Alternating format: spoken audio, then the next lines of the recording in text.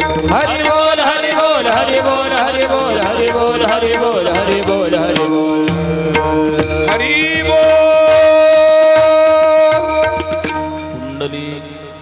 सर्वांना सूचना आहेत. पाठीमागे सुद्धा भरपूर जागा शिल्लक आहेत खुर्च्यांमध्ये.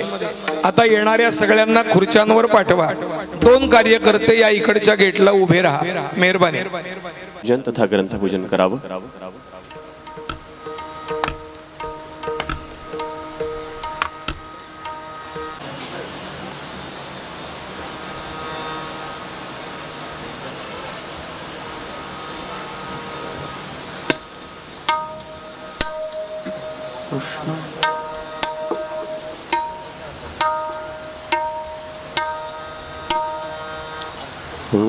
ब्रह्मानन्दं परमसुखदं केवलं ज्ञानमूर्तिं द्वन्द्वातीतं गगनसदृशं तत्त्वमस्यादिलक्ष्यम् एकं नित्यं विमलमचलं सर्वधी साक्षिभूतं भावातीतं त्रिगुणरहितं सद्गुरुं तन्नमामि.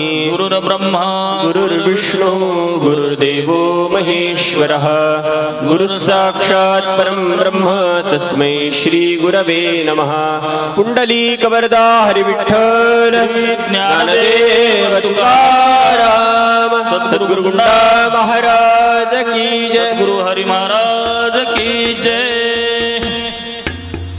आपल्या स्तोत्रार्थीच्या पुस्तकेतील श्री जगन्नाथाष्टकाचे पठण आपण करणार आहोत. पुंडलीकवरदा हरिविठ्ठल श्री ज्ञानदेव तुकाराम. कदाचित कालिंदी तट विपिन संगीत कवरो मुदा गोपी नारी वदन कमलास्वाद मधुपः सर्मा शंभु ब्रह्मामरपति गणेशार्चित पदो जगन्नाथ स्वामी नयन पथगामी भवतु मे. भुजे सव्ये वेणुं शिरसि शिखिपीशं कटितटे दुकूलं नेत्रान्ते सहचरकटाक्षं विदधते सदा श्रीमद्वृन्दावन सतिलीला परिचयो जगन्नाथ स्वामी नयन पथगामी भवतु मे. महाम्भोधे स्थिरे कनकरुचिरे नीलशिखरे वसन्प्रासादान्तः सहजबलभद्रेण बलिना सुभद्रा मध्यस्थः सकलसुरसेवावसरदो जगन्नाथ स्वामी नयन पथगामी भवतु मे. कृपापारावारस्य जलजलदश्रेणिरुचिरो रमावाणी सोमस्फुरदमलपद्मोद्भवमुखैः सुरेन्द्रैराराध्य श्रुतिगणशिखागीतचरितो जगन्नाथ स्वामी नयन पथगामी भवतु मे. रथारूढो गच्छन् पथि मिलितभूदेवपटलैः स्तुतिप्रादुर्भावं प्रतिपदमुपाकर्ण्य सदयः दया सिन्धुर्बन्धुः सकलजगतां सिन्धुसुतया जगन्नाथ स्वामी नयन पथगामी भवतु मे. परब्रह्मापीड कुवलयदलोत्फुल्लनयनो निवासी नीलाद्रौ निहितचरणोऽनन्तशिरसि रसानन्दो राधा सरसवपुरालिङ्गनसुखो जगन्नाथ स्वामी नयन पथगामी भवतु मे. न वै प्रार्थ्यं राज्यं न च कनकतां भोगविभवम् न याचेऽहं रम्यां निखिलजनकाम्यां वरवधूं सदा काले काले प्रमथपतिना गीतचरितो जगन्नाथ स्वामी नयन पथगामी भवतु मे. हरत्वं संसारं द्रुततरमसारं सुरपते हरत्वं पापानां विततिमपरां यादवपते. अहो दीनानाथं निहितमचलं निश्चितपदं जगन्नाथ स्वामी नयन पथगामी भवतु मे. इति श्रीमच्छङ्कराचार्यविरचितं श्रीजगन्नाथाष्टकं सम्पूर्णम् अखण्डानन्दरूपाय सविज्ञानप्रदायिने भवद्ध्वान्तदिनेशाय गुण्डाख्यगुरवे नमः। नामस्मरणसक्ताय आनन्दाष्टचेतसे चक्रीभजननिष्ठाय गुण्डाख्यगुरवे नमः। इहामुत्रार्थफलद भोगवैराग्यरूपिणे क्षमाद्यैश्वर्ययुक्ताय गुण्डाख्यगुरवे नमः। सदा सन्तुष्टमनसे शान्तिसौख्यं युताय च अयाचितान्नतुष्टाय गुण्डाख्यगुरवे नमः। पाण्डुरङ्गक्षेत्रयात्राकारिणे प्रतिवत्सरे सद्दर्शनप्रमोदाय गुण्डाख्यगुरवे नमः। आनन्दाब्धिनिमग्नाय स्वकीयानन्ददायिने शिष्यमन्त्रोपदेष्ट्रे ते गुण्डाख्यगुरवे नमः। तटाकसन्निधौ देवग्रामान्तिकनिवासिने सविरामार्यधाम्ने ते गुण्डाख्यगुरवे नमः। चूडामणिपदाम्भोजलीनहृद्भ्रमराय च परतापप्रभेदाय गुण्डाख्यगुरवे नमः। गुण्डाष्टकं पठेन्नित्यं मनुजो भक्तिसंयुतः सुदृढं निश्चयं कृत्वा सर्वान् कामानवाप्नुयात् इति श्रीमदनन्तशास्त्रिविरचितं श्रीगुण्डाष्टकं सम्पूर्णम्। पुण्डलीकवरदा हरिविठ्ठल श्रीज्ञानदेव तुकाराम सद्गुरु गुंडा महाराज की जय। सद्गुरु हरि महाराज की जय। श्री जगन्नाथ भगवान की जय।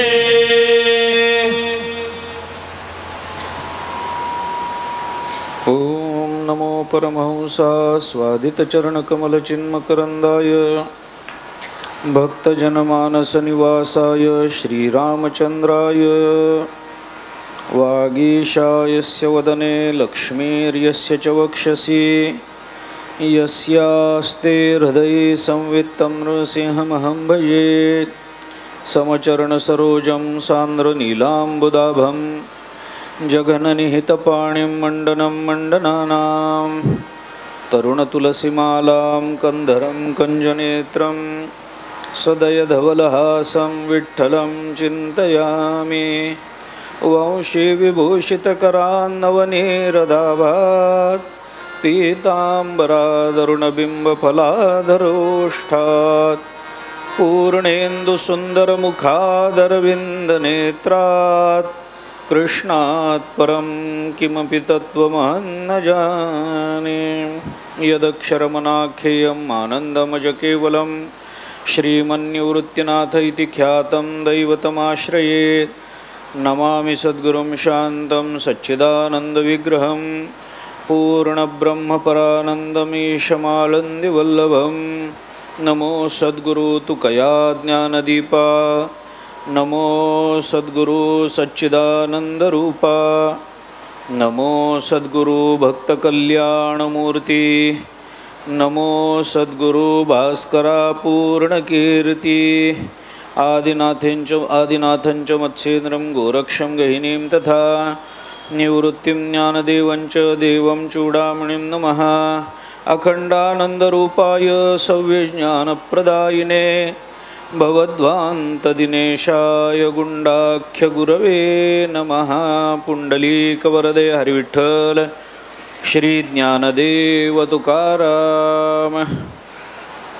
नीलाचलनिवासाय नित्याय परमात्मने बलभद्रसुभद्राभ्यां जगन्नाथाय ते नमः।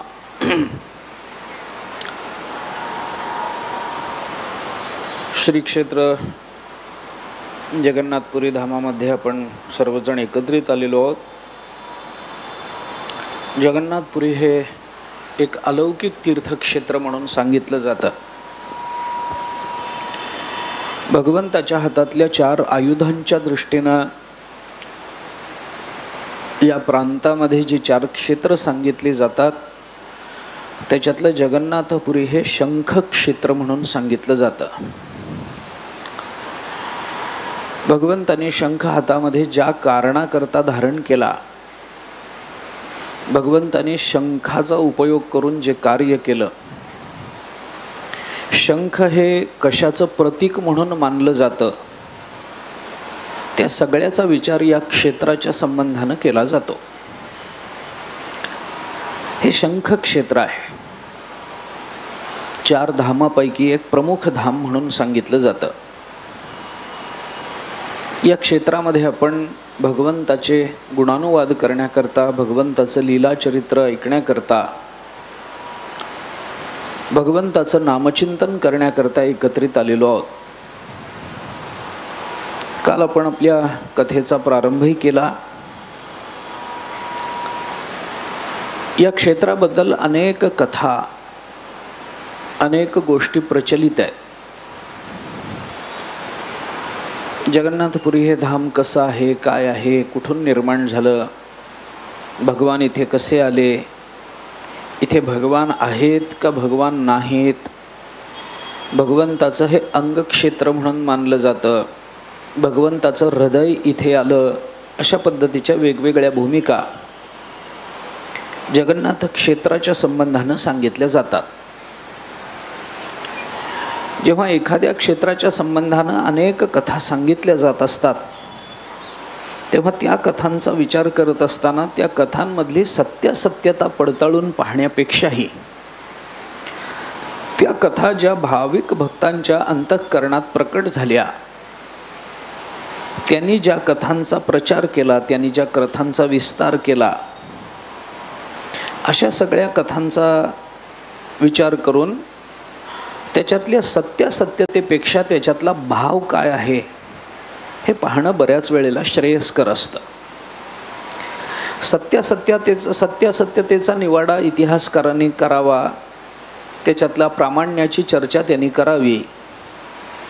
परंतु ज्या क्षेत्रामध्ये भाविक भक्तांना भगवंताचा विशेष अनुभव आलेला आहे, भगवंताच्या विशिष्ट विग्रहाबद्दल त्यांच्या अंतःकरणात भावोत्कटता निर्माण झालेली आहे, त्यांच्या अंतःकरणामध्ये भगवंताच्या त्या विशिष्ट विग्रहाच्या संबंधानं, त्या नामाच्या संबंधानं जी भावशांती निर्माण झालेली आहे, त्याला अनुसरून त्यांना आलेला भगवत तत्वाचा अनुभव तुम्हाला आम्हाला यावा, याच्याकरता म्हणून त्या संत चरणावरती, संत अक्षरांवरती, संत शब्दांवरती विश्वास ठेवून हे खरंच इथं असं झालेलं आहे की नाही याची चर्चा करण्यापेक्षा त्यांना आलेल्या अनुभवाचा विचार करून त्यांच्या पावलावर पाऊल ठेवून त्या पद्धतीनं वागणं आणि त्या पद्धतीची श्रद्धा अंतःकरणामध्ये निर्माण करून घेणं हे जास्त महत्त्वाचं असतं आपल्या जीवनाच्या इतिकर्तव्यतेकरता. बाकी गोष्टी आहेच आहेत. वेदांताचा विचार करताना प्रामाण्याची चर्चा करूच ना आपण. इतिहासाची चर्चा करताना प्रामाण्याचा विचार केलाच जाईल. परंतु भावाचा विचार करताना, भक्तीचा विचार करताना बाकीच्या प्रामाण्यापेक्षा सुद्धा अंतःकरणामध्ये तत्संबंधानं निर्माण होणारा भाव, भावोत्कटता, अंतःकरणामध्ये निर्माण होणारा भाव आणि त्या भावातून निर्माण होणारी भावशांती, भक्तिशास्त्राने ज्या ज्या टप्प्यांवरून विचार केलाय त्याचा विचार जर आपण करत राहिलो तर आपल्याला असं 4 पद्धतीनं आपल्याला वर जाता येऊ शकतं. भावाचा विचार करताना 4 टप्प्यामध्ये भक्तिशास्त्राने विचार केला. भावोदय, भावसंधी, भावशाबल्य आणि भावशांती, अशा 4 भूमिका भक्तिशास्त्राने मांडल्या.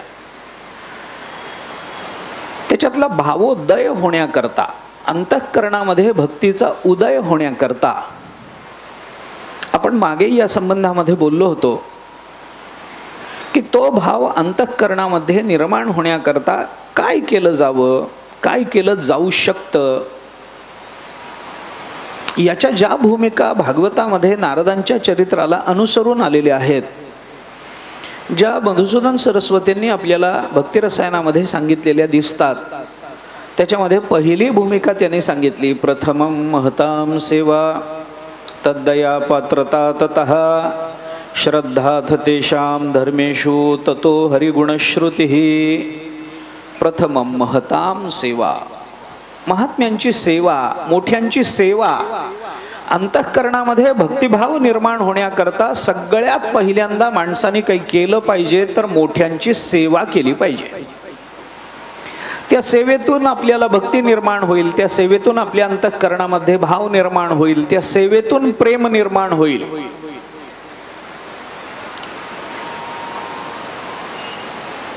भाव अंतःकरणामध्ये निर्माण होणं, भक्तिशास्त्राने भाव शब्दाचा विचार करताना आपल्याला सांगितलं की भाव भाव म्हणजे काय आहे. प्रेमाच्या पहिल्या अवस्थेला भाव असं म्हणतात. प्रेमणस्तु प्रथमावस्था भाव इत्युच्यते बुधैही. भक्तिशास्त्राने चिंतन करताना आपल्याला 2-3 ठिकाणी याचा विचार करताना भक्तिशास्त्र दिसून येतं. उज्ज्वल नीलमणीमध्ये याचा भाव शब्दाचा विचार विशेषत्वानं केला गेला. भावाचा विचार भक्तिरसामृत सिंधुकारांनी खूप विस्ताराने केला. संत वाङ्मय आपलं पाहिलं तर त्याच्यामध्ये भाव शब्दाचा विविध अर्थाने विचार केला गेला. व्यवहारामध्ये सुद्धा आपण भाव शब्दाचाच विचार करताना कोशामध्ये आपण गेलो तर अस्तित्व, भाव या शब्दाचा अर्थ आहे अस्तित्व. भाव शब्दाचा अर्थ आहे भूमिका. भाव शब्दाचा अर्थ आहे एखादी विशिष्ट मनोअवस्था. या विविध अर्थाने भाव शब्द वापरला जातो. पण तो भाव अंतःकरणामध्ये निर्माण झाल्याशिवाय आपल्या अंतःकरणामध्ये प्रेम निर्माण होत नाही. प्रेमाच्या पहिल्या अवस्थेला भाव म्हणतात. बाकीचा सगळा विचार सोडून द्या. मी आपल्याला सगळ्यांना माहिती असणारं प्रमाण सांगतो. ज्ञानोबारायांनी आपल्या हरिपाठामध्ये 4थ्याच अभंगाचे पहिले शब्द आपण लक्षात घ्या. भावे वीण भक्ती, भक्ती वीण मुक्ती, बळे वीण शक्ती, बोलू नये. ज्ञानोबाराय आपल्याला सांगतात हे बोलू नये म्हणजे सगळीकडेच. भावे वीण भक्ती बोलू नये, भक्ती वीण मुक्ती बोलू नये, बळे वीण शक्ती बोलू नये. बोलू नये या शब्दाचा सरळ अर्थ पहा. बोलू नये म्हणजे गप्प बसावं असा त्याचा अर्थ नाही. इथे बोलू नये हा शब्द अशक्य कोटीतला असं सांगण्याकरता व्यक्त झाला. आपण म्हणतो ना, एखादी गोष्ट असेल आणि ती आपल्याला संपूर्णतः नाकारायची असेल तर आपण म्हणतो आहोत त्यात बोलू नका, हे असं होईल शक्यच नाही, ते तर बोलूच नका तुम्ही. आपण त्याचा पूर्ण निषेध करतो. बोलू नका या शब्दाचा अर्थ काय असतो? बोलू नका म्हणजे ते शक्य नाही. घडणाऱ्या घटनांची अशक्यता सांगण्याकरता तत्संबंधानं शब्द प्रवृत्ती निर्माणच होत नाही हे सांगण्याकरता बोलू नये अशी शब्दाची योजना केली जाते.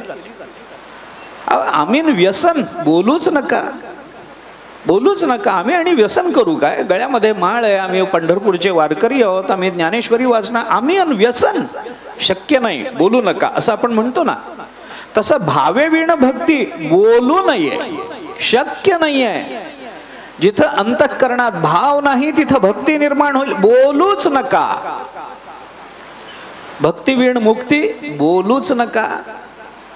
नुसत्या ज्ञानानं तुम्ही मोक्ष मिळवण्याचा प्रयत्न करता, नाही नाही, मोक्ष कारण सामग्र्याम भक्तिरेव गरीयसी स्वस्वरूपानुसंधानम भक्तिरित्यभिधीयते. जगद्गुरु शंकराचार्यांनी विवेक चूडामणीमध्ये आपल्याला स्पष्ट सांगितलं, मोक्ष प्राप्ती करता जी काही कारण सामुग्री सांगितली जाते त्याच्यात सगळ्यात श्रेष्ठ साधन कोणतं आहे? भक्ती ही एव गरीयसी. भक्तीची गरिमा सगळ्यात मोठी आहे. आम्हाला मोक्ष मिळेल तर भक्तीनंच मिळेल. मुखी नाम हाती मोक्ष ऐसी साक्ष बहुतांची, तुकोबाराय बोलतात. नाथ महाराजांनी सांगितलं, अरे ही भक्ती, ही हा जो मोक्ष आहे ना, ही मुक्ती आहे ना, हीच मुळात भक्तीच्या पोटी जन्माला आली. भक्तीच्या पोटी उपजले ज्ञान, भक्तीने ज्ञानासी दिधले महिमान. नाथ महाराजांचं वचन आहे. भक्तीच्या पोटी ज्ञान आलं. भागवतात सुद्धा आपल्याला हे पाहता येतं. मुद्दा इतकाच आहे याच्याकरता, भावे विण भक्ती, भक्ती विण मुक्ती, बळे विण शक्ती, बोलू नये. चालत नाही. अंतःकरणामध्ये भाव निर्माण झाला पाहिजे. आणि हा भाव निर्माण करण्याकरता, निर्माण होण्याकरता ज्या महात्म्यांना, ज्या क्षेत्रामध्ये, ज्या भगवत विग्रहाचा जसा अनुभव आला त्या अनुभवावर विश्वास ठेवून आपल्याला पुढे गेलं पाहिजे. जगन्नाथपुरी या धामाबद्दल अनेक पद्धतीच्या चर्चा, अनेक पद्धतीचे विकल्प, अनेक पद्धतीची मतांतर व्यक्त झालेली दिसून येतात. त्यामध्ये आपल्याला अडकायचं नाही. याच्यातली कोणती कथा खरी आहे, याला काय प्रामाण्य आहे, याची चर्चा करत बसत आपल्याला वेळ घालवायचा नाही. जेवढा वेळ या क्षेत्रामध्ये आपल्याला प्राप्त झालेला आहे तेवढ्या वेळामध्ये जेवढा केवढा भगवत गुणानुवाद करता येईल तेवढा करण्याचा आपल्याला प्रयत्न करायचा आहे. वाद विवाद करून पदरात काही पडत नाही.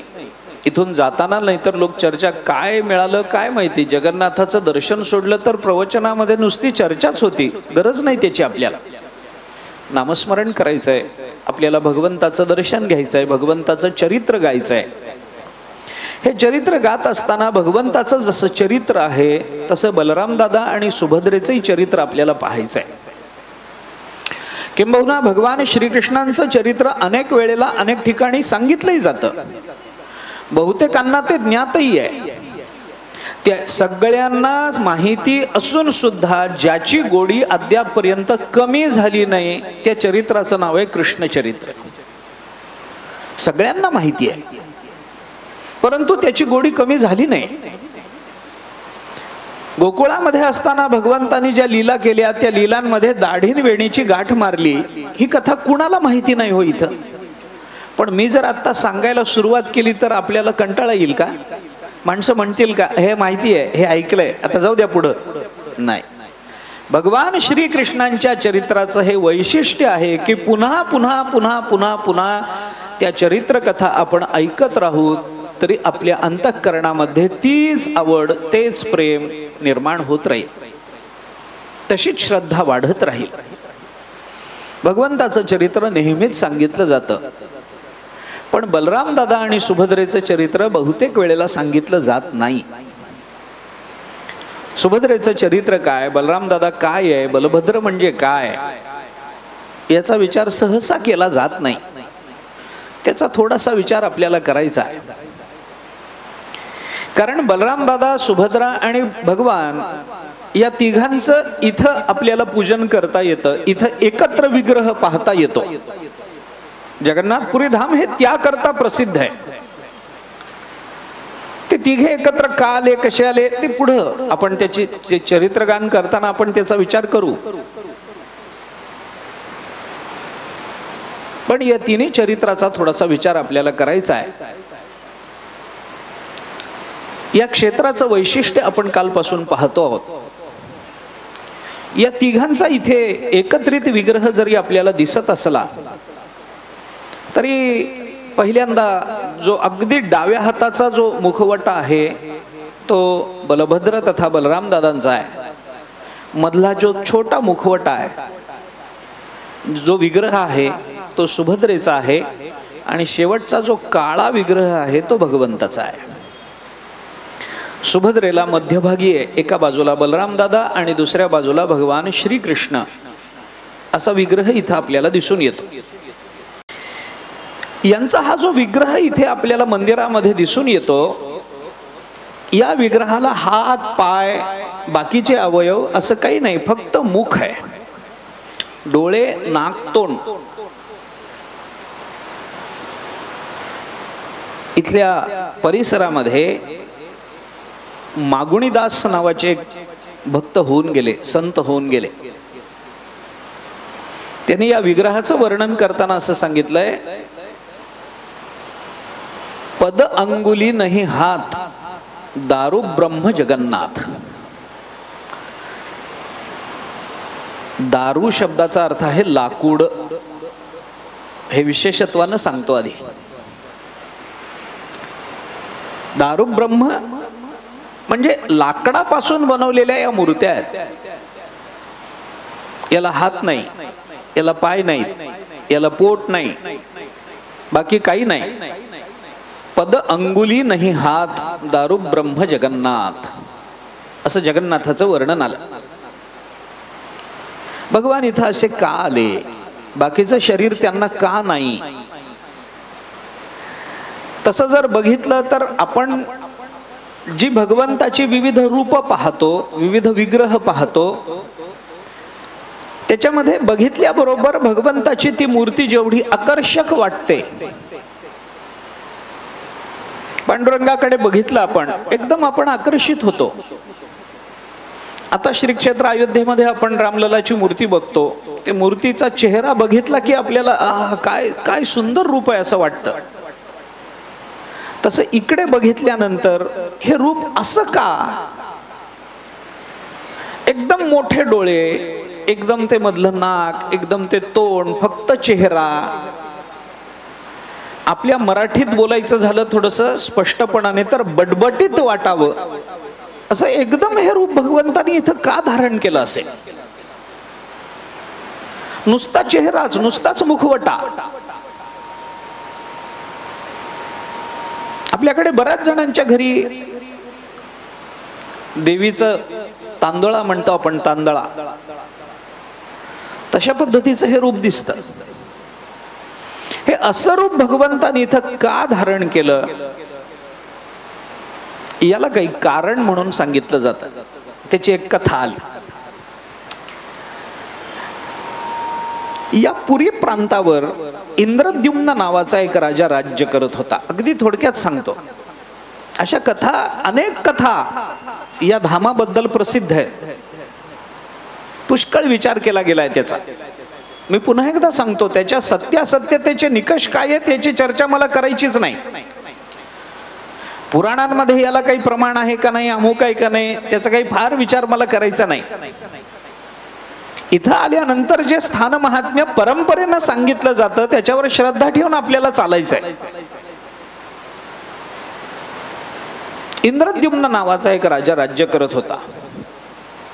राज्य अतिशय चांगलं, संपन्न. ज्या ज्या सुविधा राज्याला राजाने देणं अपेक्षित असतं त्या त्या सर्व सुविधा त्या राजाने आपल्या राज्याला दिलेल्या होत्या. मोठमोठ्या इमारती होत्या, प्रासाद मोठी होती, मनोरंजनाची साधनं होती, उत्पन्नाची साधनं होती. राज्याला एक स्वयंशिस्त होती. राज्यामध्ये बहुतेक लोक कर्ममार्गी, कष्टानं पैसा कमावणारे. शांततेत राजाचं राज्य चालू होतं. राज्यामध्ये होतं सगळं, फक्त या राज्यामध्ये एकच अडचण होती, एक उणीव होती. ते म्हणजे राज्यामध्ये सगळं चांगलं होतं पण राज्यामध्ये एकही मंदिर नव्हतं. लोक आपापल्या घरामध्ये कदाचित भगवंताची अर्चा करत असत, पूजन करत असतील, पण सर्वांसाठी म्हणून राज्यामध्ये मंदिर नव्हतं. आणि ही गोष्ट राजाला सांगितल्यानंतर राजाने सांगितलं, ठीक आहे, आपण हे उणीव दूर करू. राजाने एक अत्यंत सुंदर भव्य असं मंदिर उभं केलं, भव्य प्रासाद उभा केला. चांगल्या प्रांतातल्या चांगल्या कारागिरांना बोलवून मंदिराची उभारणी झाली. कलापूर्ण मंदिर उभं राहिलं. या मंदिराचं काम जवळजवळ पूर्ण होत असताना एक कोणीतरी प्रवासी, एक कोणी महात्मा, एक पांथस्थ प्रवास करत करत करत तिथे थांबला, या गावी आला. त्याला पुढे कुठे जायचं होतं. गावामध्ये फिरताना त्याला ते काम चालू असलेलं दिसलं. मंदिराची त्यांनी चौकशी केली. कशाचं मंदिर आहे, कशाचं मंदिर आहे? कामगारांनी सांगितलं, आम्हाला माहिती नाही, राजाने बांधायला सांगितलंय. गंमत अशी, बऱ्याच म्हणजे बहुतेक वेळेला असं होतं की आपण मंदिर कशाचं बांधायचं हे आधी ठरवतो आणि मग मंदिराच्या बांधकामाला आपल्याला महादेवाचं मंदिर बांधायचंय, आपल्याला पांडुरंगाचं मंदिर बांधायचंय, आपल्याला कृष्ण मंदिर बांधायचंय, राम, असं आपलं आधी ठरलेलं असतं. पण राजाचं काही ठरलं नव्हतं. मंदिर बांधायचंय, कुणाचं बघू, ठरवू. आणि त्या पांथस्थानी जेव्हा विचारलं, त्या महात्म्याने जेव्हा चौकशी केली की अरे कुणाचं मंदिर आहे, कुठल्या देवतेचं मंदिर आहे, कारागिराने सांगितलं आम्हाला माहिती नाही, बांधायला सांगितलंय अशा अशा पद्धतीनं. त्याला उत्सुकता वाटली. त्यांनी अजून दोघांना विचारलं, कोणाला काही सांगता येईल. त्यांनी त्याच्या पुढे जाऊन काही उच्च पदस्थ मंत्र्यांना विचारलं, त्यांनाही काही सांगता येईना, माहिती नाही. रायसाहेबांनी मंदिर बांधायला सांगितलंय, कोणत्या मूर्तीची स्थापना होणार आहे माहिती नाही. ठीक आहे. शेवटी तो राजाला भेटला आणि राजाला त्याने विचारलं कशाचं मंदिर, काय मनात काय तुमच्या. त्यांनी सांगितलं माहिती नाही, मला सुद्धा अजून नीट ठरवता आलेलं नाही की हे मंदिर काय, कोणाचं, पण मंदिर छान असावं असं मला वाटलं, म्हणून इतकं मोठं भव्य कलापूर्ण मंदिर बांधायला मी सांगितलं. मंदिर खूप छान झालंय. त्या पंथस्थानी सांगितलं नाही, खरंच छान झालंय. परंतु मंदिर भव्य झालं, मंदिर सुंदर झालं, या मंदिरामध्ये मूर्ती सुद्धा तशीच असली पाहिजे. त्या पंथस्थानी सांगितलं मी भगवंताची आराधना करत या पृथ्वीवर हिंडत राहतो, वेगवेगळ्या ठिकाणी जातो, भगवंताच्या विविध विग्रहांचं दर्शन घेतो. मला असं वाटतं राजा की मंदिर इतकं सुंदर बांधून झालंय, प्रसन्नता निर्माण करणारं मंदिर झालेलं आहे, पण या मंदिरामध्ये ठेवण्याकरता योग्य मूर्ती जर तुला पाहिजे असेल तर मी तुला पत्ता सांगतो. कुणाचं मंदिर बांधू. त्याने सांगितलं नील माधवाचं हे मंदिर बांध, या मंदिरामध्ये नील माधवाची स्थापना कर. राजाने विचारलं हा कुठला देव काढला बाबा. येतो तो प्रत्येक जण वेगळा देव सांगतो. नील माधव हे काय आहे, हा परमात्मा कुठे भेटेल मला, ही मूर्ती हा विग्रह कुठे भेटेल. त्याने सांगितलं नीलाचल पर्वतावर एक भिल्ल राहतो, त्या भिल्लाने एक छोटस मंदिर आपल्या परिसरामध्ये बांधलंय आणि त्याच्या मंदिरामध्ये या नीलमाधवाचा विग्रह आहे. अतिशय सुंदर आहे, अत्यंत सुंदर आहे. जाऊन भेट, त्या भिल्लाकडून तो देव मिळव, ती मूर्ती मिळव. आणि इतकी सुंदर मूर्ती, तू मंदिर जर इतकं सुंदर बांधलंयस तर त्या मंदिरामध्ये बसण्याकरता हाच अत्यंत सुंदर विग्रह आहे, नीलमाधवाची स्थापना इथे कर. राजाला बरं वाटलं. चालू असणाऱ्या कामामध्ये स्वतः येऊन कुणीतरी चांगलं मार्गदर्शन करत आहे. आपल्या अनुत्तरित काही प्रश्नांना काही उत्तर अनायासे मिळतात. भगवंताचा कदाचित अंतःकरणामध्ये मनोदय वेगळा असावा, भगवंताचीच ही इच्छा असावी, नीलमाधवाचीच ही इच्छा असावी की या मंदिरामध्ये आपण येऊन राहावं, म्हणून हा प्रवासी आपल्यापर्यंत आला. भगवत इच्छा याला प्रमाण मानून राजाने सांगितलं ठीक आहे. कोण आहे तो भिल्ल. आहे एक शबर स्वामी, शबरांमधला मुख्य आहे, विश्वावसू असं त्याचं नाव आहे. तू जा त्याच्याकडे, त्याच्याकडून ती मूर्ती मिळव आणि या मंदिरामध्ये त्याची स्थापना कर. त्यांनी मंदिर बांधलंय, तो रोज नीलमाधवाची पूजा करतो, उपासना करतो. घेऊन येते मूर्ती. राजाने सांगितलं ठीक आहे. राजाने आपल्या जवळ एक विद्यापती नावाचा हेर होता, त्याला सांगितलं जा बाबा बघ कुठे काय आहे, शोध घे. कोण आहे माहिती नाही, हा विश्वावसू कोण आहे आपल्याला माहिती नाही. तो शबर आहे असं कळलंय, पण काय स्वभाव आहे, आपण मागावीन त्याने अनायासे आपल्याला मूर्ती द्यावी असं होत नाही, आपला त्याचा परिचय नाही. बरं तो त्या मूर्तीची रोज उपासना करतोय, त्या भगवंताचं रोज चिंतन करतोय, नामस्मरण करतोय, पूजन करतोय, आणि त्याच्या पूजेमध्ये असणारा विग्रह आपण मागावा आणि त्याने बरं घेऊन जा असं म्हणावं असं अपरिचित लोकांना कुणी आपल्या देवघरात जाऊ देत नाही. देव उचलून नेण्याची तर भाषा दूर, आपल्या देवघरामध्ये अपरिचित लोकांना आपण येऊ देत नाही. बैठकीमध्ये बसवतो, तिथूनच नमस्कार चमत्कार जय हरी करतो, तिथून जास्तीत जास्त चहा, याच्या पलीकडे त्याला आत प्रवेश नसतो. मग आपण त्याच्याकडे जायचं आणि त्याला सांगायचं आम्ही मंदिर बांधलं आणि तुझ्या पूजेतली मूर्ती तू आम्हाला दे, तो देणार नाही. जा जरा माहिती काढ, कोण आहे काय नाही. भक्त असेल तर काय केलं म्हणजे तो आपल्याला ती मूर्ती देईल. जा. ठीक आहे.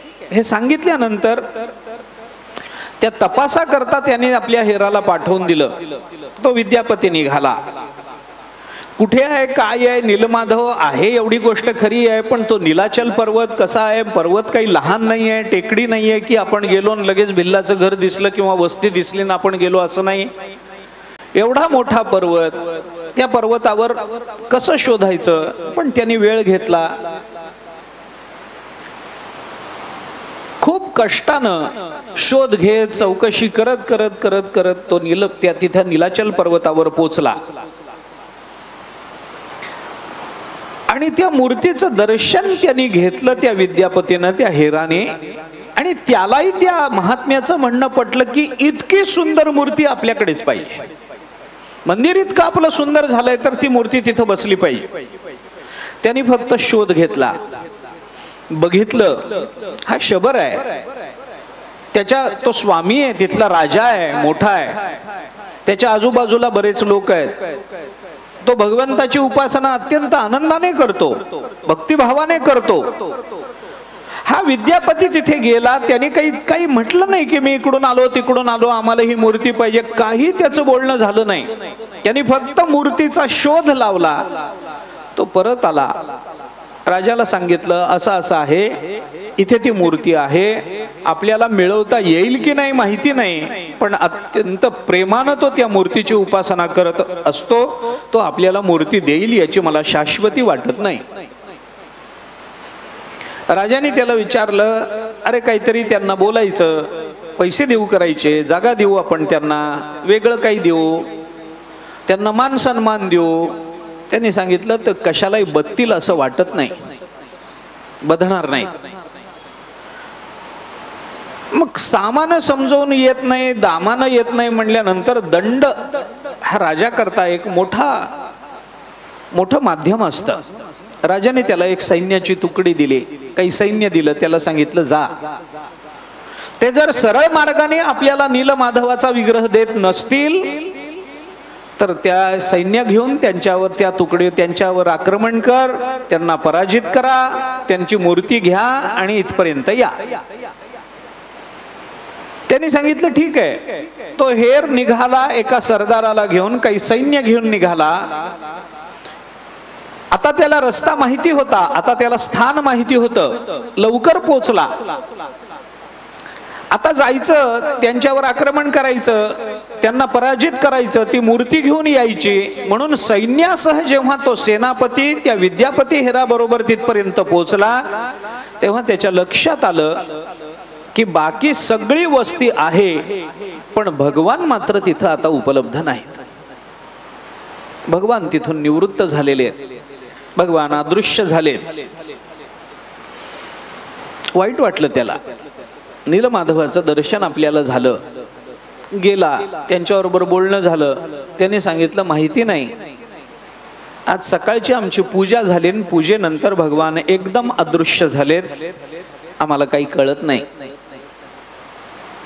परत आला, राजाला सांगितलं मूर्ती अतिशय सुंदर आहे, मिळणार नव्हती म्हणून आपण सैन्य घेऊन गेलो, पण तिथे जायच्यात भगवान अदृश्य झालेत, आपल्याला आता ती मूर्ती कुठे आहे माहिती नाही, कधी मिळेल माहिती नाही.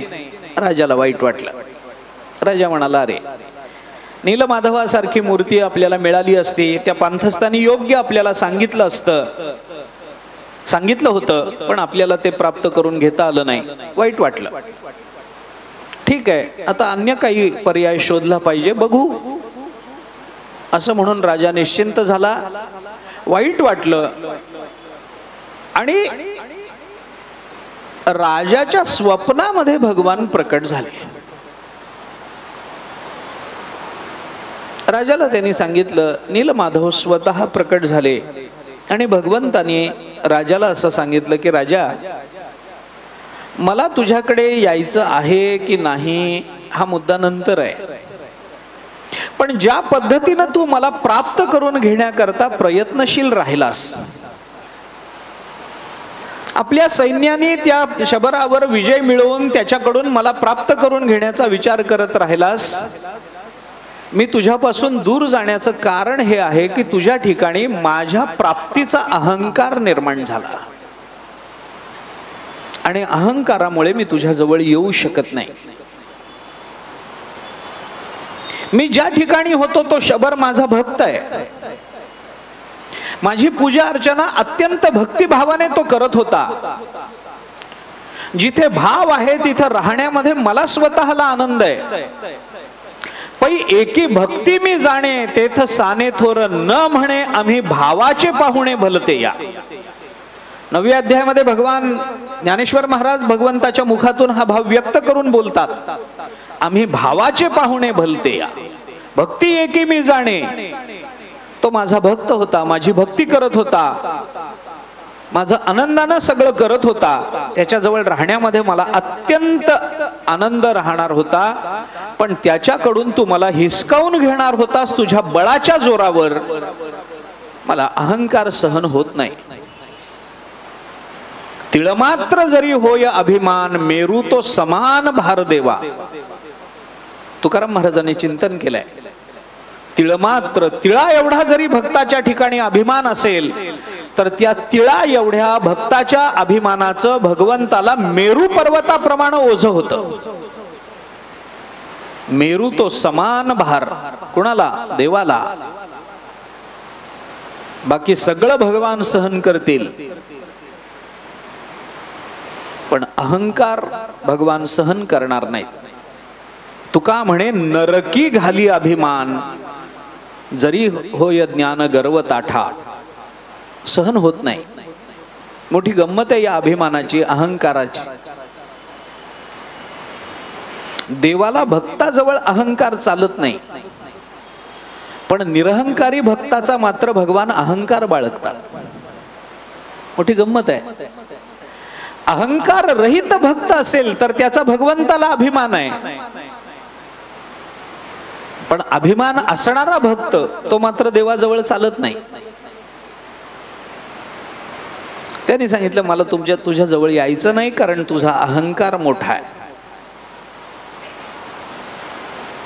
बघ, राजाने स्वप्नात देवाला विचारलं, देवा मला तुमचा परिचय नव्हता, नीलमाधव हे नावही मला माहिती नव्हतं.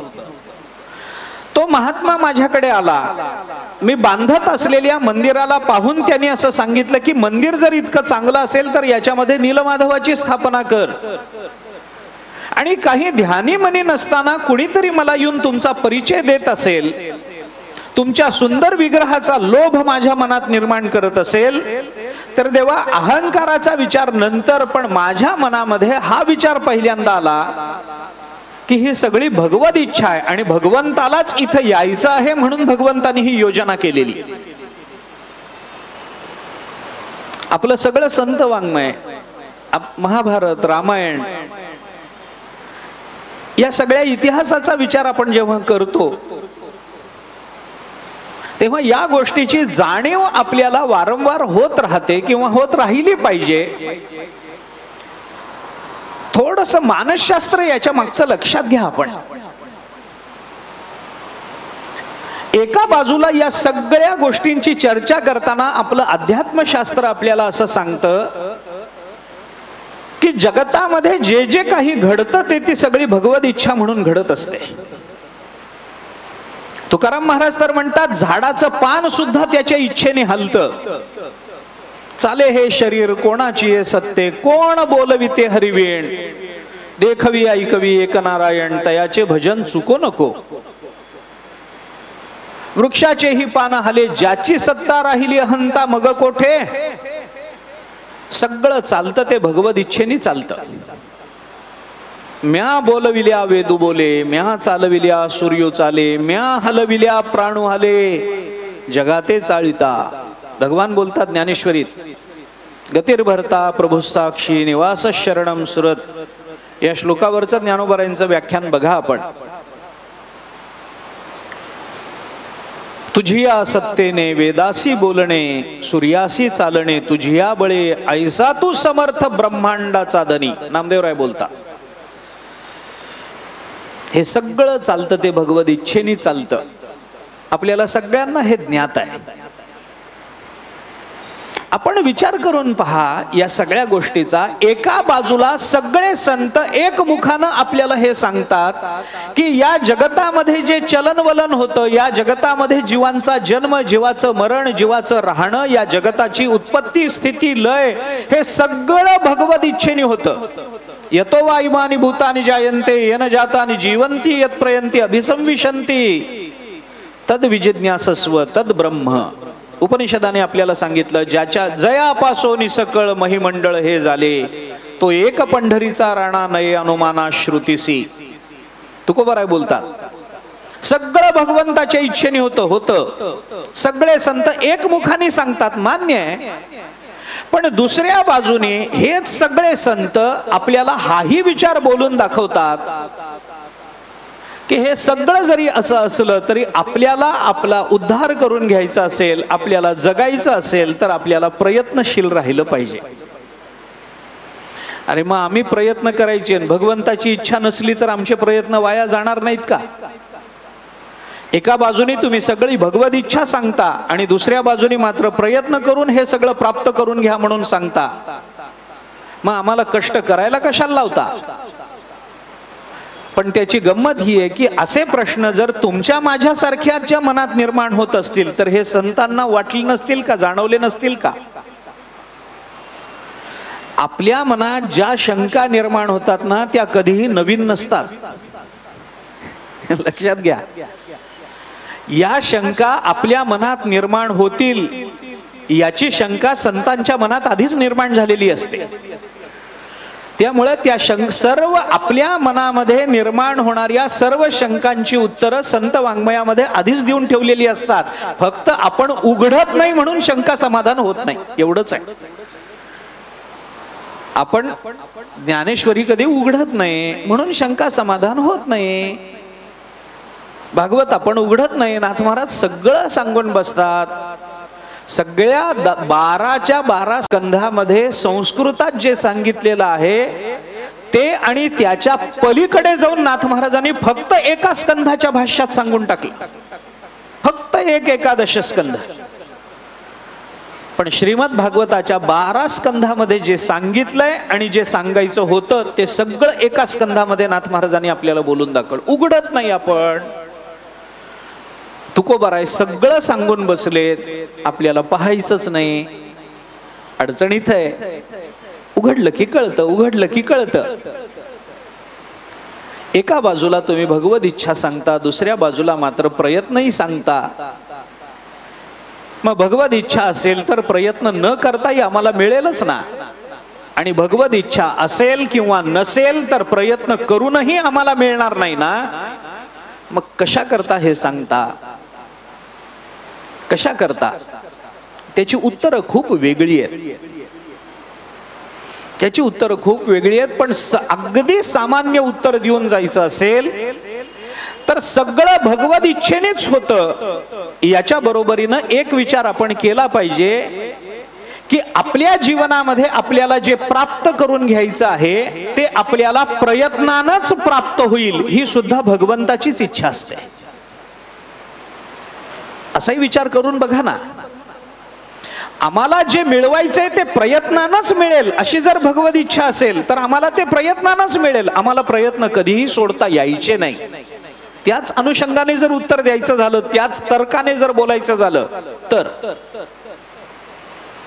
भगवत इच्छा आहे. भगवत इच्छेनं सगळं घडतं. राजाने सांगितलं, माझ्याकडे तो महात्मा यावा, त्याने मला नीलमाधवाची जाणीव करून द्यावी. अपरिचित असणारा देव मला सांगावा आणि त्याची स्थापना कर म्हणून मला उपदेश करावा. भगवत इच्छा.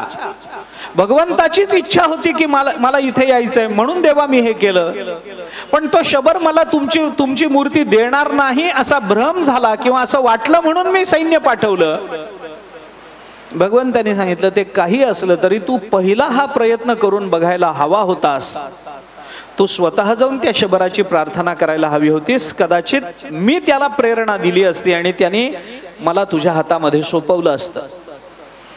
पण प्रयत्नापेक्षा अहंकार निर्माण झाला की माणसाच्या कार्याचा नाश होतोच होतो. माणसाने प्रयत्न करावेत. मला कसं मिळत नाही या अहंकारापेक्षा मला मिळेल का याच्यासाठी प्रयत्नशील राहणं महत्वाचं आहे.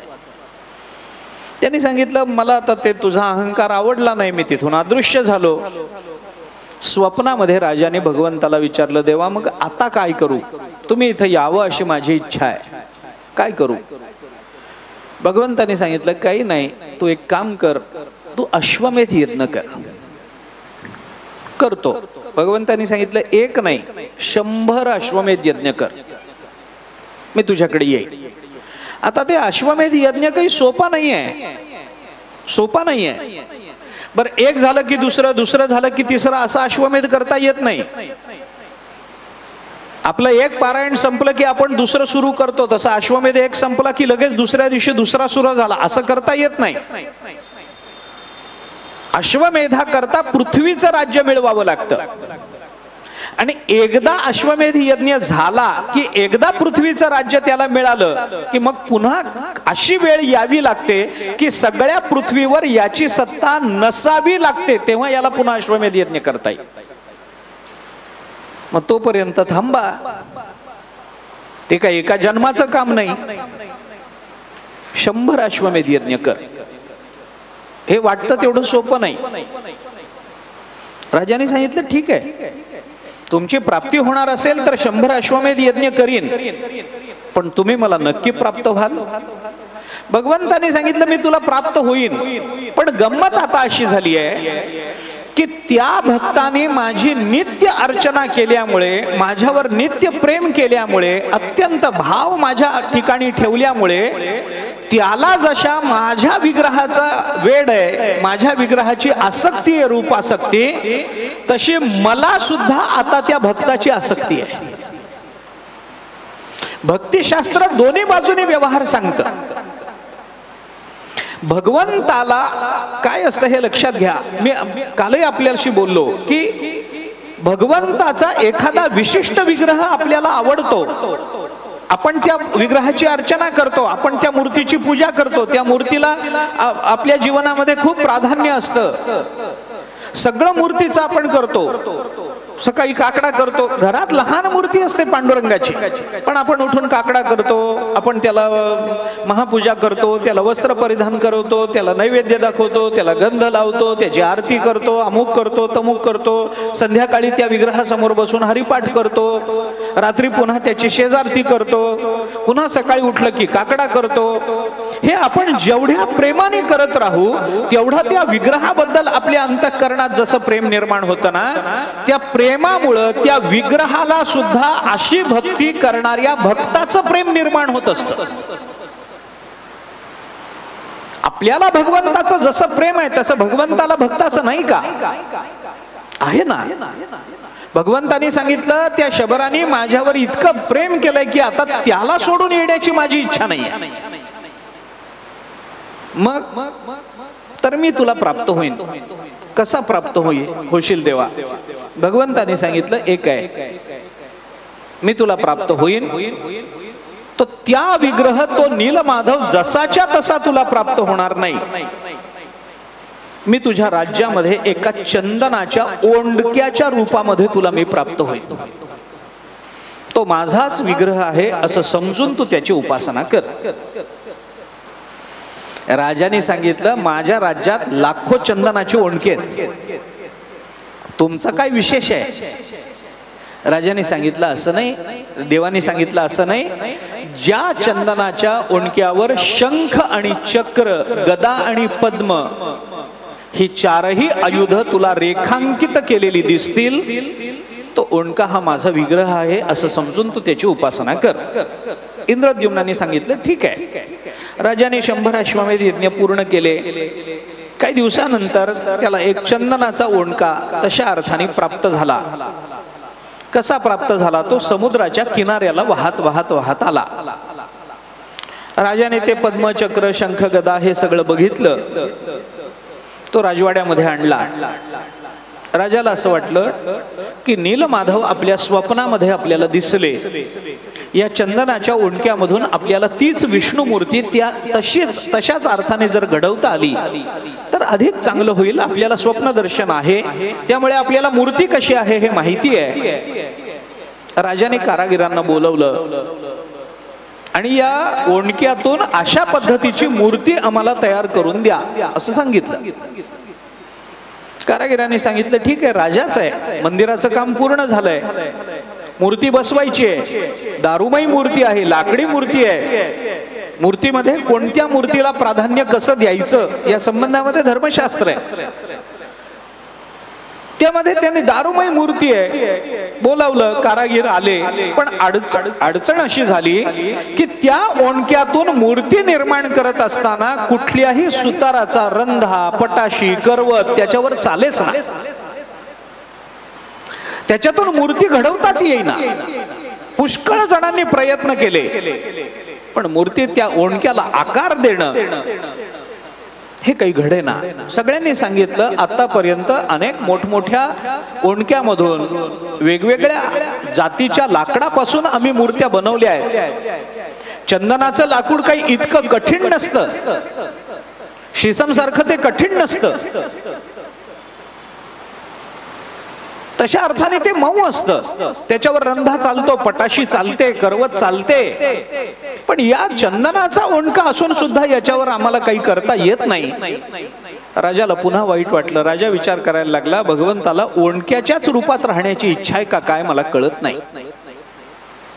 वाईट वाटलं. आता ही सुद्धा भगवत इच्छा आहे असं समजून राजाने ते मान्य केलं. पण मनामध्ये इच्छा होती की भगवंतानी सुंदर रूपामध्ये माझ्याकडे यावं.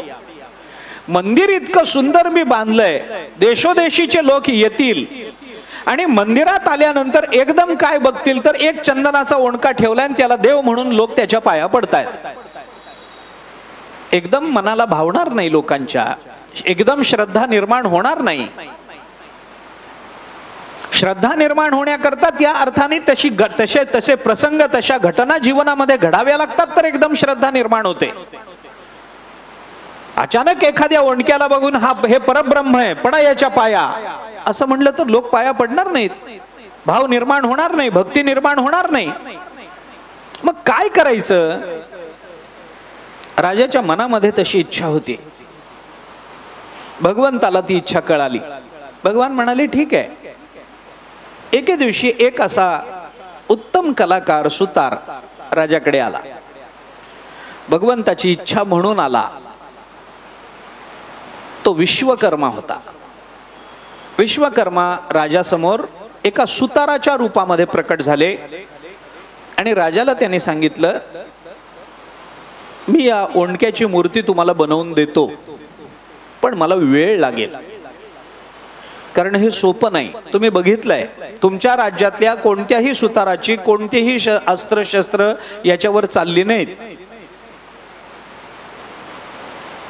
करवत मोडून पडली, पटाशी मोडून पडली, रंधा मोडून पडला, काही करता येत नाही याला. मी करून देईन, पण मला वेळ लागेल. राजा म्हणाला चालेल, तुम्ही कोण आहात मला माहिती नाही. जसा पांथस्थ येतो मला नीलमाधवाची जाणीव करून देतो, तसे तुम्ही माझ्याकडे आलात आणि अचानक मला म्हणालात की या ओंडक्याची मी मूर्ती तुम्हाला बनवून देतो. ही सुद्धा भगवत इच्छा असेल तर मला मान्य आहे, बनवून द्या. त्यांनी सांगितलं पण मला वेळ लागेल. राजा म्हणाला घ्या ना वेळ.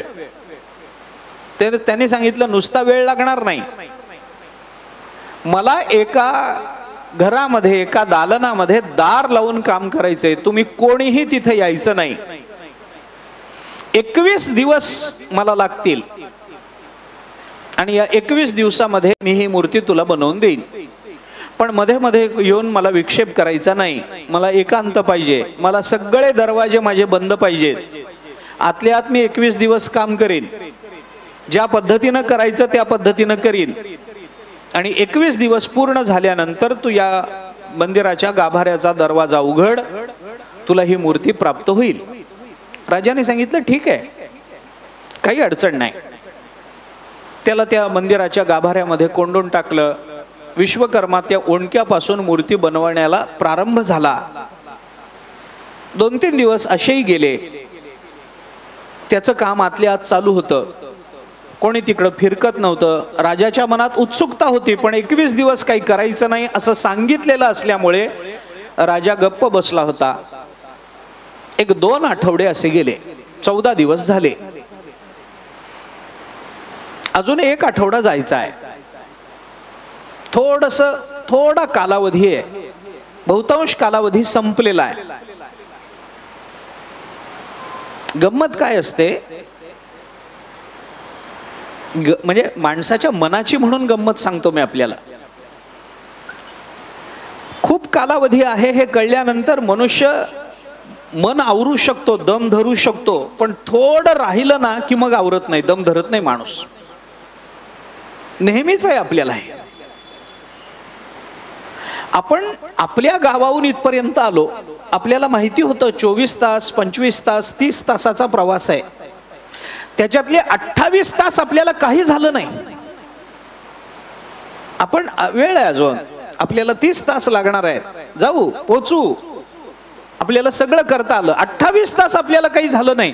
पण शेवटच्या 2 तासामध्ये जी अस्वस्थता निर्माण झाली, उठतो, बसतो, दारापर्यंत जातो, खिडकीतून बघतो, आलं का, अरे अजून 2 तास आहेत ना. 28 जसे शांत बसून घालवलेस ना, अजून 2च तास घालवायचे. पण ते उरलेले 2 तास जेवढे अस्वस्थ करतात, त्याच्या आधीचा बहुतांश कालावधी आम्हाला अस्वस्थ करत नाही. मोठी गंमत आहे मनाची. ध्येयाच्या प्राप्तीच्या जवळ जवळ जसा जसा मनुष्य जातो तशी तशी मनाची चंचलता वाढत जाते. ध्येय प्राप्ती लांब असेल तर मनुष्य त्या मानानं थोडासा निश्चिंत असतो. वेळ आहे, बघू, पोचू आपण. लहान मुलं एकदम उत्सुक होतात. चला, आलं गाव, आलं गाव. म्हातारी माणसं त्यांना सांगतात, अरे बस जागेवर, येणारच आहे, आपल्याला काही दुसरीकडे जायचंय काय, तिथेच उतरायचंय. चालली आहे ना रेल्वे, आता गाडी चालली आहे ना, जाईल ना गावामध्ये, बस जरा शांत बस, असं म्हणून त्याला शांत बसवतात. पण या म्हाताऱ्या लोकांना फक्त उठता बसता अडचण होते म्हणून उठत बसत नाहीत. मन त्यांचं तेच करत असतं. मग 2-2 मिनिटाला विचारतात, सोनबाई खाण्याची पिशवी घेतली ना, हे घेतलं ना, सामान बांधाबांध झाली ना, हे काढलं होतं ते टाकलं ना बॅगेमध्ये, सामान आवरून ठेवलं ना. अरे त्याला जसे 2 तास आहेत तसे तुलाही 2 तास आहेत, बस ना बाबा तू पण. नाही, असं होत नाही. साध्य प्राप्ती जशी जशी दृष्टीच्या टप्प्यात येत जाते, कारण हे असं आहे. आपण बघा, बऱ्याच वेळेला हे होतं, कारण आपलं शरीर पोचण्याच्या ऐवजी त्या क्षेत्रामध्ये आधी आपलं मन पोचलेलं असतं. आणि तिथं पोचलेलं मन आपल्या शरीराला मागे ठेवायला तयार होत नाही. ते आपल्या शरीरालाही पुढे घेऊन जायच्या तयारीत असतं. त्यामुळे आपली धावपळ होते, आपली अस्वस्थता, आपलं उठणं बसणं हे त्यामुळे होत राहतं की आपल्या मनाला आपलं शरीर मागे राहावं, आपण पुढे यावं हे पटत नाही. पण मन मात्र शरीराला सोडून ध्येयापर्यंत पोचलेलं असतं. त्यामुळे आता आपल्या गावी जेव्हा आपण पोचू ना, आता इथून जाताना ते तर जास्त अनुभवाला येईल आपल्या पटकन. इथून परत जाताना जेव्हा आपण आपल्या घराजवळ पोचू, तसं तसं आपली अस्वस्थता अजून वाढेल. आपलं मन त्याचा विचार करत राहील. आणि मग आपल्या गाडीत बसल्यानंतर आपल्या मनात विचार येईल, घरी गेल्याबरोबर सूनबाई औक्षणाचं ताट घेऊन येईल,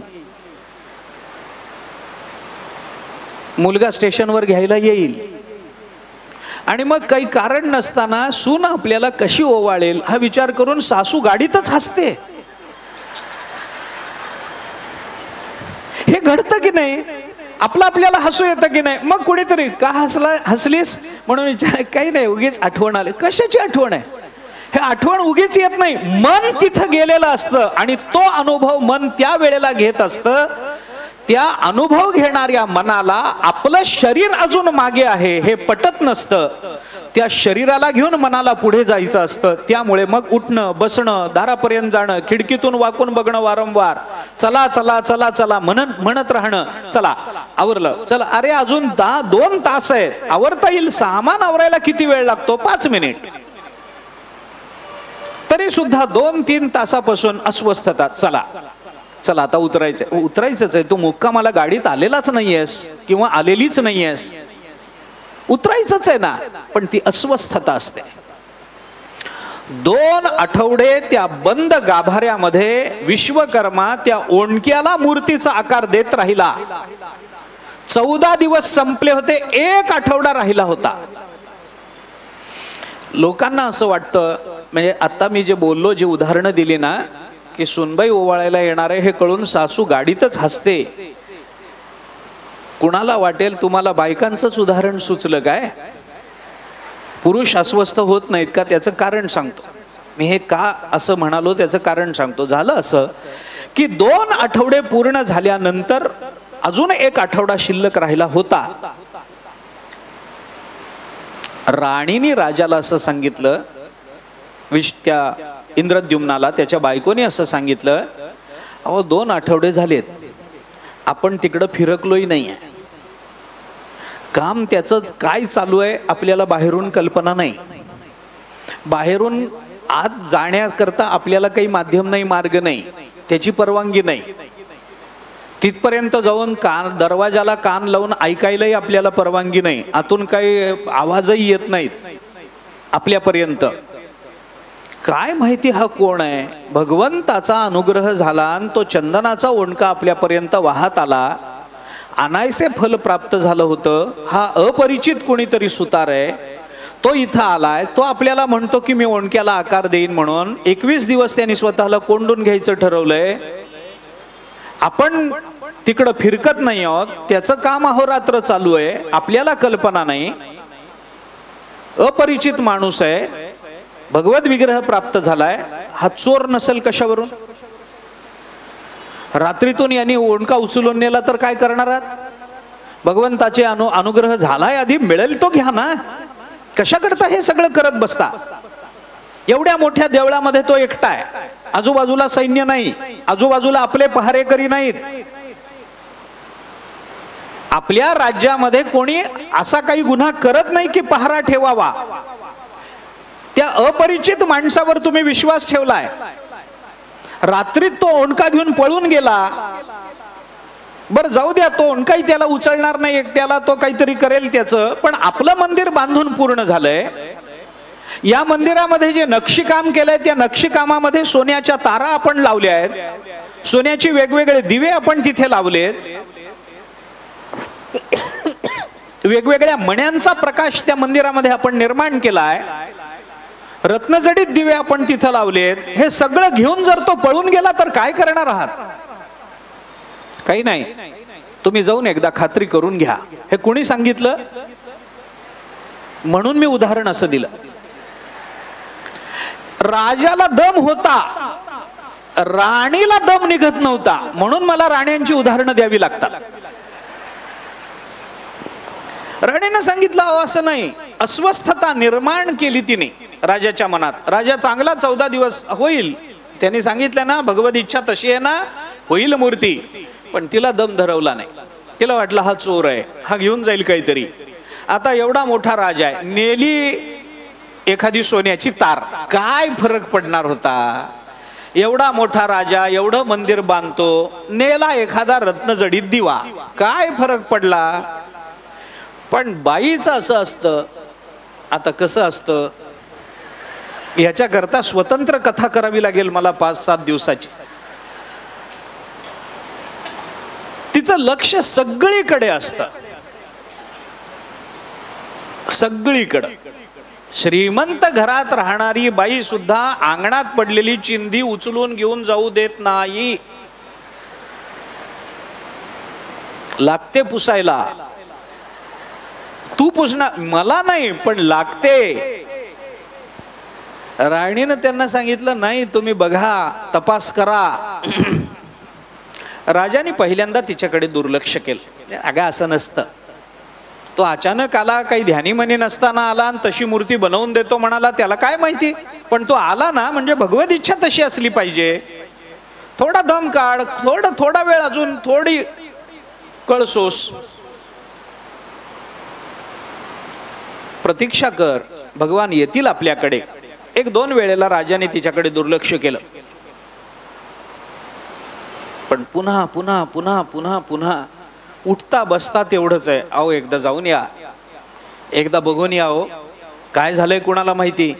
आम्ही नाहीतर नाही, तुम्ही तरी जाऊन या. तुम्ही नाहीतर नाही, आम्हाला तरी पाठवा. जाऊन या, एकदा बघा, काय कुणाला माहिती. माझ्या मनात वेगवेगळ्या शंका यायला लागल्या. सारखं सारखं सारखं सारखं उठता बसता तोच तेच तेच तेच तेच तेच त्या बायकोने राजाला पुन्हा पुन्हा पुन्हा पुन्हा ती टोचणीच लावली. एकदा बघा ना, एकदा जाऊन बघा ना, ते चोरीला जाईल, सगळं वाया जाईल बरं आपलं. असं करू नका. एकदा बघा, कोण आहे काय माहित नाही, त्याचा नाव नाही, पत्ता नाही, त्याचं आधार कार्ड तरी तुम्ही ठेवून घ्यायचं.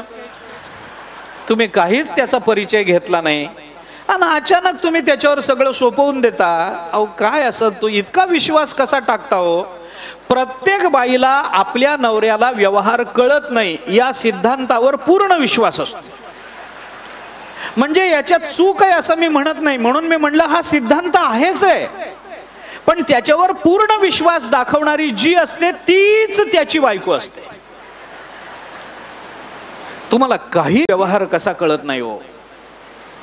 परमात्मा स्वतःहून चालत आलाय ओंडक्याच्या रूपामध्ये आणि तुम्ही त्याला सरळ त्याच्या हाती सोपवून दिलं. कसं तुम्हाला काही कळत नाही हो. भोळे आहात, भोळे सांब. तुम्हाला कोणी फसवू शकतं. म्हणून त्याला फसवण्याची पहिली प्रक्रिया हिच्या माहेरून सुरू झालेली असते. बिचारा तेव्हा फसतो, त्याच्यानंतर फसत राहतो फसत राहतो फसत राहतो. आणि हे फसवणं दर पौर्णिमेला, ज्येष्ठ पौर्णिमेला पुन्हा पुन्हा पुन्हा पुन्हा रिचार्ज केलं जातं. उगी गंमत म्हणून सांगतो, क्षमा करा. मी फसलेलाच माणूस आहे. फसलेले आपण सगळेच आहोत. हे जसं फसवणं आपल्या बाबतीत आहे ना, तसं तिच्या माहेरच्यांनाही विचारा. सासू म्हणतच असते, त्याच वेळेला मी म्हणत होते ह्याच्यापेक्षा येईल चांगलं स्थळ, थोडी वाट बघू. पण ऐकलं नाही माझं कोणी. तिलाही वाटतच असतं आपणही फसलो म्हणून. याचं नाव संसार. फसवा फसवीचे उद्योग. राणीनं वारंवार राजाला त्रास दिला, जाऊन या, बघा बघा बघा. आणि मग एखादी गोष्ट पुन्हा पुन्हा पुन्हा पुन्हा सांगत राहिली की मनामध्ये शंका निर्माण होतेच. राजाच्या मनात शंका उत्पन्न झाली आणि ती शंका उत्पन्न झाल्यानंतर या कालावधीला 4-5 दिवस शिल्लक राहिलेले असताना, आठवडाभर शिल्लक राहिलेला असताना राजाच्या मनामध्ये ती शंका राणीने टाकली. तो संशय निर्माण झाला. संशयाचं बीज फार सामान्य शब्दातून निर्माण होत असतं, पण त्या बीजाचा जेव्हा वटवृक्ष होतो तेव्हा त्याचा परिणाम मात्र सामान्य राहत नसतो. संशय निर्माण होताना फार सामान्य शब्दातून निर्माण होतो. कोण आहे कुणाला माहिती, एवढं म्हणलं की भागतं. पण या शब्दातून जो संशय मनामध्ये पेरला जातो त्या संशयाचं रूपांतर ज्या वटवृक्षात होतं त्याचा परिणाम मात्र सामान्य राहत नाही, अल्पस्वल्प राहत नाही. तो व्यापक रूपामध्ये अनुभवावा लागतो. त्याचे फार दुष्परिणाम मोठे भोगावे लागतात. काय म्हणाली ती, काही नाही, कोण आहे कुणाला माहिती. आणि कोण आहे कुणाला माहिती या संशयामुळे जवळ आलेल्या विश्वकर्म्यावर सुद्धा अविश्वास दाखवावा वाटला. राजाने 1 आठवडा शिल्लक राहिलेला असताना विश्वकर्म्याने सांगितलं होतं 21 दिवस दार उघडायचं नाही. 14 दिवस झाले आणि 15व्या दिवशी सकाळी राजा तिथे गेला. त्या संशयामुळे त्याने त्या गाभाऱ्याचं दार उघडलं आणि उघडल्यानंतर त्याच्या लक्षात आलं की त्या ओंडक्यापासून विश्वकर्म्याने बनवलेल्या मूर्ती अर्धवटच झाल्या होत्या, अजून पूर्ण मूर्ती बनवायच्या राहिलेल्या होत्या. कारण अजून 7 दिवस त्याचे होते. त्या 7 दिवसामध्ये सगळंच झालं असतं, पण राजाला ते जमलं नाही. अधीरता माणसाला काहीतरी दुष्कर्म करायला लावते. तसं अधीर झालेल्या राजाने, राणीने अंतःकरणामध्ये निर्माण केलेल्या संशयावरून दरवाजा उघडला आणि त्या ओंडक्यापासून फक्त हे 3 मूर्त्या याच्या बनलेल्या दिसल्या. हे बघितलं, तेवढ्याच मूर्त्या, अजून त्याच्यावरचं नक्षीकाम झालं नव्हतं, अजून मूर्त्या सुस्थितीत आलेल्या नव्हत्या. आपल्या भाषेत बोलायचं झालं तर त्याचं फिनिशिंग राहिलंच होतं. चेहऱ्यावरचं जे काम करणं अपेक्षित होतं ते पूर्णत्वाला गेलेलं नव्हतं. राजाने धाडकन दरवाजा उघडला आणि त्याने बघितलं विश्वकर्मा. आता गंमत कशी आहे, याची अजून एक कथा या संबंधामध्ये याच ह्याच्यामध्ये एक पोटकथा म्हणून उपलब्ध होते. असं झालं म्हणे, आता हे आपण वाढवू तेवढं वाढेल, ऐका, ऐकण्यासारखा हा इतिहास. राजा गेला, राजाने दरवाजा उघडला, भगवान तिथं प्रकट झाले होते. भगवंताचीच इच्छा होती, भगवंताने स्वप्न दृष्टांत दिला, मी ओंडक्याच्या रूपामध्ये येऊन भगवान आलेही होते. सगळं व्यवस्थित चाललेलं होतं. पहिल्यांदा पांथस्थ येणं, त्यानं नीलमाधवाचा परिचय करून देणं भगवद इच्छा. राजाने त्याच्या प्राप्तीकरता हेर पाठवणं भगवद इच्छा. राजाने ती मूर्ती मिळवण्याकरता सैन्य पाठवणं हा अहंकार मध्ये आडवा आला, म्हणून भगवद इच्छा बाजूला झाली. भगवद इच्छा बाजूला झाली हे भगवंताने राजाला पुन्हा स्वप्नात सांगितलं. असं करणं उचित नाही. स्वप्नात भगवंतानी दर्शन दिलं, ही भगवद इच्छा हे राजाला कळालं. भगवान ज्या पद्धतीनं येणार आहेत त्या ओंडक्याच्या रूपामध्ये मी येणार, ही सुद्धा भगवद इच्छा, याच रूपात मी प्रकट होणार आहे. भगवान त्या रूपामध्ये प्रकटही झाले. याच्यातून चांगली मूर्ती घडावी ही सुद्धा राजाची इच्छा, म्हणजे भगवद इच्छाच आहे. त्याकरता कुणाचीही अस्त्र न चालणं ही सुद्धा भगवद इच्छा. विश्वकर्मा स्वतः येणं ही सुद्धा भगवद इच्छा आहे. राजाला हे सगळं पटत होतं आणि केवळ राणीच्या मनात निर्माण झालेल्या संशयावरून तिने सारखं बोलून राजाला प्रवृत्त केल्यामुळे राजा एकदम दरवाजा उघडून आत गेला. आणि आत गेल्यानंतर भगवंताच्या मनात असा विचार आला की आतापर्यंत त्याच्या मनात अहंकार आला म्हणून मी त्याला भेटलो नाही, हे त्याने मान्य केलंय. पण हे सगळं भगवद इच्छेने चाललंय, याच्यावर जर त्याचा विश्वास आहे तर चालू आहे ना. आता फक्त काही दिवस राहिलेले असताना, इतकं सगळं झालेलं असताना सुद्धा आत्ताही त्याला माझ्यावर संशय निर्माण व्हावा, त्याच्या मनात संशयाचं बीज पेरलं जावं, आणि ही सगळी भगवद इच्छा आहे हे माहिती असूनही त्या इच्छेवर त्याचा विश्वास अजूनही का बसू नये असं भगवंताला वाटलं. राजाने दरवाजा उघडल्यामुळं एकदम भगवंतालाही आश्चर्य वाटलं की इच्छेवर याचा विश्वास का बसू नये. म्हणून एकदम समोर राजाला बघितल्यानंतर भगवंताचे डोळे सुद्धा विस्फारले गेले. तीच ही मूर्ती आहे. आपल्या भक्ताच्या ठिकाणी असणाऱ्या भगवद इच्छेवरच्या विश्वासाला कोणत्या कारणामुळे तडा जाऊ शकतो याच्याबद्दल भगवंतालाही आश्चर्य वाटतं आणि भगवंताचे डोळे एकदम विस्फारले गेले. तीच ही मूर्ती आहे असं सांगितलं जातं. राजा एकदम दरवाजा उघडून आत गेला. काम पूर्ण व्हायचं होतं. विश्वकर्म्याच्या लक्षात आलं की राजाला अधीरता आहे. राणीने वारंवार सांगितलेलं आहे, थोडे दिवस शिल्लक राहिलेले असताना याने आपल्यावर अविश्वास दाखवला. विश्वकर्मा तिथून निघून गेले, अदृश्य झाले. राजाच्या लक्षात आलं आपली चूक झाली, हे करायला आपण नको होतं. राजाने त्याच मूर्तीसमोर पुन्हा डोळे मिटून अनुष्ठान केलं. रडायला लागला, माझी चूक झाली देवा, मला क्षमा करा, मी असं करायला नको होतं. तुम्ही अतिशय सुंदर विग्रहामध्ये मला भेटला असता, मूर्तीमध्ये मला भेटला असता, परंतु हे झालं ते योग्य झालं नाही. माझी अधीरता, माझ्या मनात निर्माण झालेला संशय, वारंवार बायको बोलत असल्यामुळे तिच्या शब्दावर निर्माण झालेला, अकारण निर्माण झालेला विश्वास, या सगळ्यामुळे मी तुमच्यावर अविश्वास दाखवला. प्रार्थना केली, देवा मला क्षमा करा. हे ऐकल्यानंतर ती जी मूर्ती प्रकट झाली होती, त्या मूर्तीतून शब्द उत्पन्न झाले. त्या मूर्तीनं सांगितलं, म्हणे राजा, पहिल्यांदा मी तुझ्यापासून बाजूला झालो, तुझा अहंकार आहे म्हणून, आणि आत्ता सुद्धा मी तुझ्यापासून तुला अपेक्षित असणाऱ्या मूर्तीत प्रकट न होता बाजूला होऊ शकलो, कारण तुझ्या अंतःकरणात संशय आहे म्हणून. भगवत प्राप्ती न होण्याची दोन प्रमुख कारण म्हणजे अहंकार आणि संशय. म्हणून आपल्याकडे वेदांतामध्ये सुद्धा परब्रह्म प्राप्तीचा विचार करताना ज्या तत्वमसी महावाक्यातून परब्रह्म स्वरूपाचा बोध होतो, त्याचा विचार करताना पहिल्यांदा संशयाचा विचार केला गेलाय. पहिल्यांदा संशयाचा विचार केला गेला. परमात्मा जेव्हा तत्वमसी महावाक्याचा उपदेश होतो, त्यावेळेला माणसाच्या अंतःकरणामध्ये दोन विकल्प निर्माण होतात. वेदांताने आपल्याला त्या संबंधातला विचार सांगितला. काय काय विकल्प निर्माण होतात आपण विचार करा त्या संबंधातला.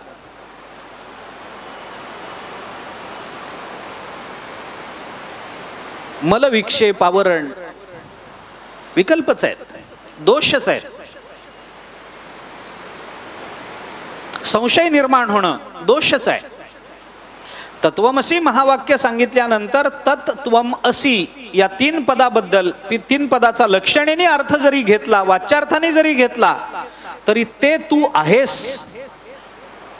ते म्हणजे परब्रह्म, तू म्हणजे जीव, ते परब्रह्म म्हणजेच तू जीव आहेस, वगैरे वगैरे. हे सगळं जे सांगितलं जातं त्याच्यामध्ये पहिल्यांदा मनामध्ये विकल्प येतो, असं असेल, संशय निर्माण होतो.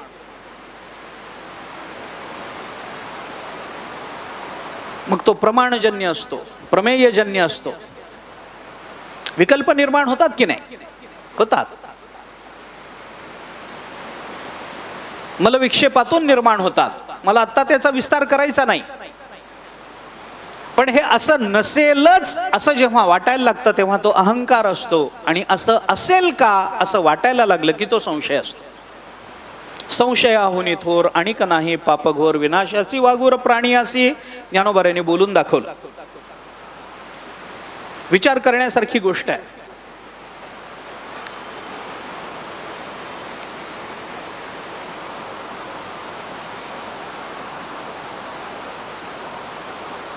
संत आपल्याला एखादं वाक्य सांगतात, एखादा विचार बोलून दाखवतात, असं नाही. जगाची दृश्यमानता आध्यात्मिक सत्तेवर पुरत नाही. जगाची दृश्यमानता पारमार्थिक सत्तेवर टिकत नाही. संतांनी सांगितलंय पण आम्हाला इथंच वाटत राहतं, अरे एवढं डोळ्याला दिसतं, टिकत नाही म्हणजे काय? संशय.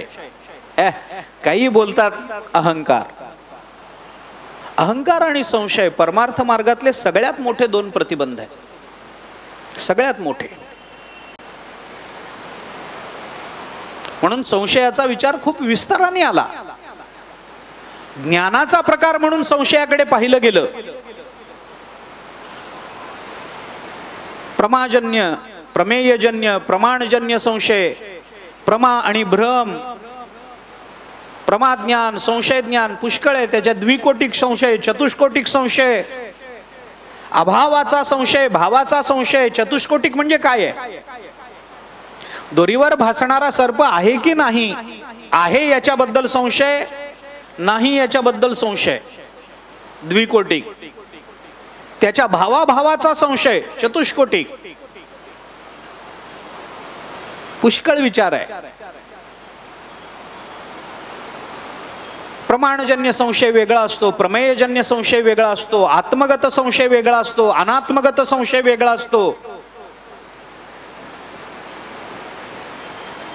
मोठा विस्तार आहे. वृत्ती प्रभाकरातला विषय आहे. कसं मानायचं, काय मानायचं सोडून द्या. मूर्तीनं सांगितलं, राजा मी पहिल्यांदा तुझ्यापासून दुरावलो, तुझा अहंकार आडवा आला, आणि आत्ता मला तुला याच रूपामध्ये स्वीकारावं लागेल, कारण तुझा संशय तुला आडवा आला. म्हणून मी या अपूर्ण अर्धवट अवस्थेमध्ये तुला प्राप्त झालो. पण तुझ्या अंतःकरणातल्या श्रद्धेबद्दल मला कोणताही संशय नाही, म्हणून झालं ते झालं. पण आता याच रूपामध्ये, याच स्वरूपामध्ये माझी प्रतिष्ठापना या मंदिरामध्ये तू कर. आणि अशाच स्थितीमध्ये, याच रूपामध्ये तुझ्या अंतःकरणामध्ये निर्माण झालेल्या भावावस्थेचं समाधान करण्याची जबाबदारी माझी आहे. आणि म्हणून भगवान याच रूपामध्ये आपल्याला इथं दिसून येतात. भगवान पूर्ण भगवंताच्या चरणाचं दर्शनही आपल्याला मिळालं असतं, पण इंद्रद्युम्नाचा संशय आडवा आला म्हणून फक्त मुखवटा आपल्याला इथं पाहायला मिळतो. पुंडलिक रायाच्या अंतःकरणामध्ये कोणता संशय नव्हता, म्हणून पूर्ण विग्रह पंढरपूरला पाहायला मिळतो. ज्ञानोबरायांच्या अंतःकरणात कोणता संशय नाही, म्हणून पूर्ण विग्रह पाहायला मिळतो. म्हणून अशा 3 मूर्त्यांची प्रतिष्ठापना इथं झाली. एक विचार याच्यामधला अजून असा सांगितला जातो की विश्वकर्मा स्वतः इंद्रद्युम्नाच्या विनंतीवरून इथे आले आणि इथं आल्यानंतर समुद्र किनाऱ्यावर एक वटवृक्ष होता, त्या वटवृक्षाला तोडून त्या विश्वकर्म्याने या 3 मूर्ती बनवल्या. असाही एक पर्याय याच तीर्थक्षेत्राच्या महात्म्यामध्ये सांगितला गेलेला आपल्याला दिसतो. जे आहे ते आहे. दुसरा एक सर्वज्ञात विषय ते म्हणजे भगवान निजधामाला जाताना जेव्हा त्यांच्या पायाला बाण लागला आणि भगवान निजधामाला जायला निघाले, त्यावेळेला भगवंताचं हृदय भगवंतानी इथं ठेवलं अशी एक कथा सांगितली जाते. पण ती ही महात्म्य म्हणून सांगितली जाते. या कथेला कुठल्या पुराणामध्ये अथवा कुठल्या ह्याच्यामध्ये प्रामाण्य, संत वाङ्मयामध्ये प्रामाण्य म्हणून आपल्याला काही सापडत नाही. भगवंताचं हृदय इथं वाहत आलं किंवा भगवंतानी आपलं हृदय इथं ठेवलं आणि भगवान इथून निघून गेले, याला तशा अर्थाने काही प्रामाण्य कुठल्या ग्रंथामध्ये सापडत नाही. पण इथं तशी प्रचलित कथा मात्र सांगितली जाते. मी पुन्हा एकदा आपल्याला सांगतो की याच्या प्रामाण्याची चर्चा मला करायचीच नाही आहे. हे योग्य आहे का अयोग्य आहे हेही आपल्याला ठरवायचं नाही आहे. परंतु जे आहे तो भगवत भक्तांचा अनुभव असेल तर त्या अनुभवाला महत्त्वाचं मानून आपल्याला त्यांच्या शब्दावर, त्यांच्या अनुभवावर विश्वास ठेवून ज्या रूपानं भगवंताचा इथला विग्रह आपल्याला आत्मसात करून घेता येईल, हस्तगत करता येईल, तसा प्रयत्न आपण केला पाहिजे. एवढ्या करता म्हणून या कथा सांगितल्या जातात. या 3 मूर्त्या इथं आल्या. याच्यातली पहिली मूर्ती बलभद्राची, बलराम दादाची आहे. दुसरी मूर्ती सुभद्रेची आहे आणि तिसरी मूर्ती भगवान श्रीकृष्णाची आहे. इथे भगवंताबरोबर सुभद्रेचं विग्रह आहे, सुभद्रेची मूर्ती आहे. याच्यावरूनही या क्षेत्राबद्दल पुष्कळ कल्पना आणि पुष्कळ मतांतर आपल्याला दिसून येतात. बलराम दादा भगवंताबरोबर होतेच, पण सुभद्रा अर्जुनाला दिल्यानंतर सुभद्रा भगवंताबरोबर कधी नव्हती. भगवंताबरोबर राहिली ती अनेक ठिकाणी. आपल्याला जे विग्रह दिसतात तो राधेचा तरी विग्रह दिसतो किंवा सर्वमान्य विग्रह हा रुक्मिणी मातेचा, सत्यभामेचा असतो. इथं मात्र सुभद्रा आहे. त्यामुळे सुभद्रा इथं का, कशी याच्याबद्दलही पुष्कळ विचार आहेत. जगाच्या पाठीवर तशा अर्थाने बहीण भावाचं म्हणून जे मंदिर बांधलं गेलं ते हे एकमेव आहे. बहीण आणि भाऊ हे एकत्रित आहेत असं आपल्याला सांगितलं जातं.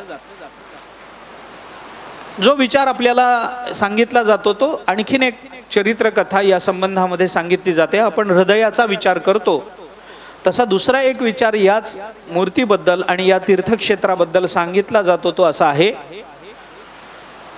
हे युद्ध वगैरे, भारतीय युद्ध जेव्हा झालं कौरव पांडवांचं, तेव्हा पांडवांना विजय वगैरे मिळाल्यानंतर भगवान तिथून निघाले.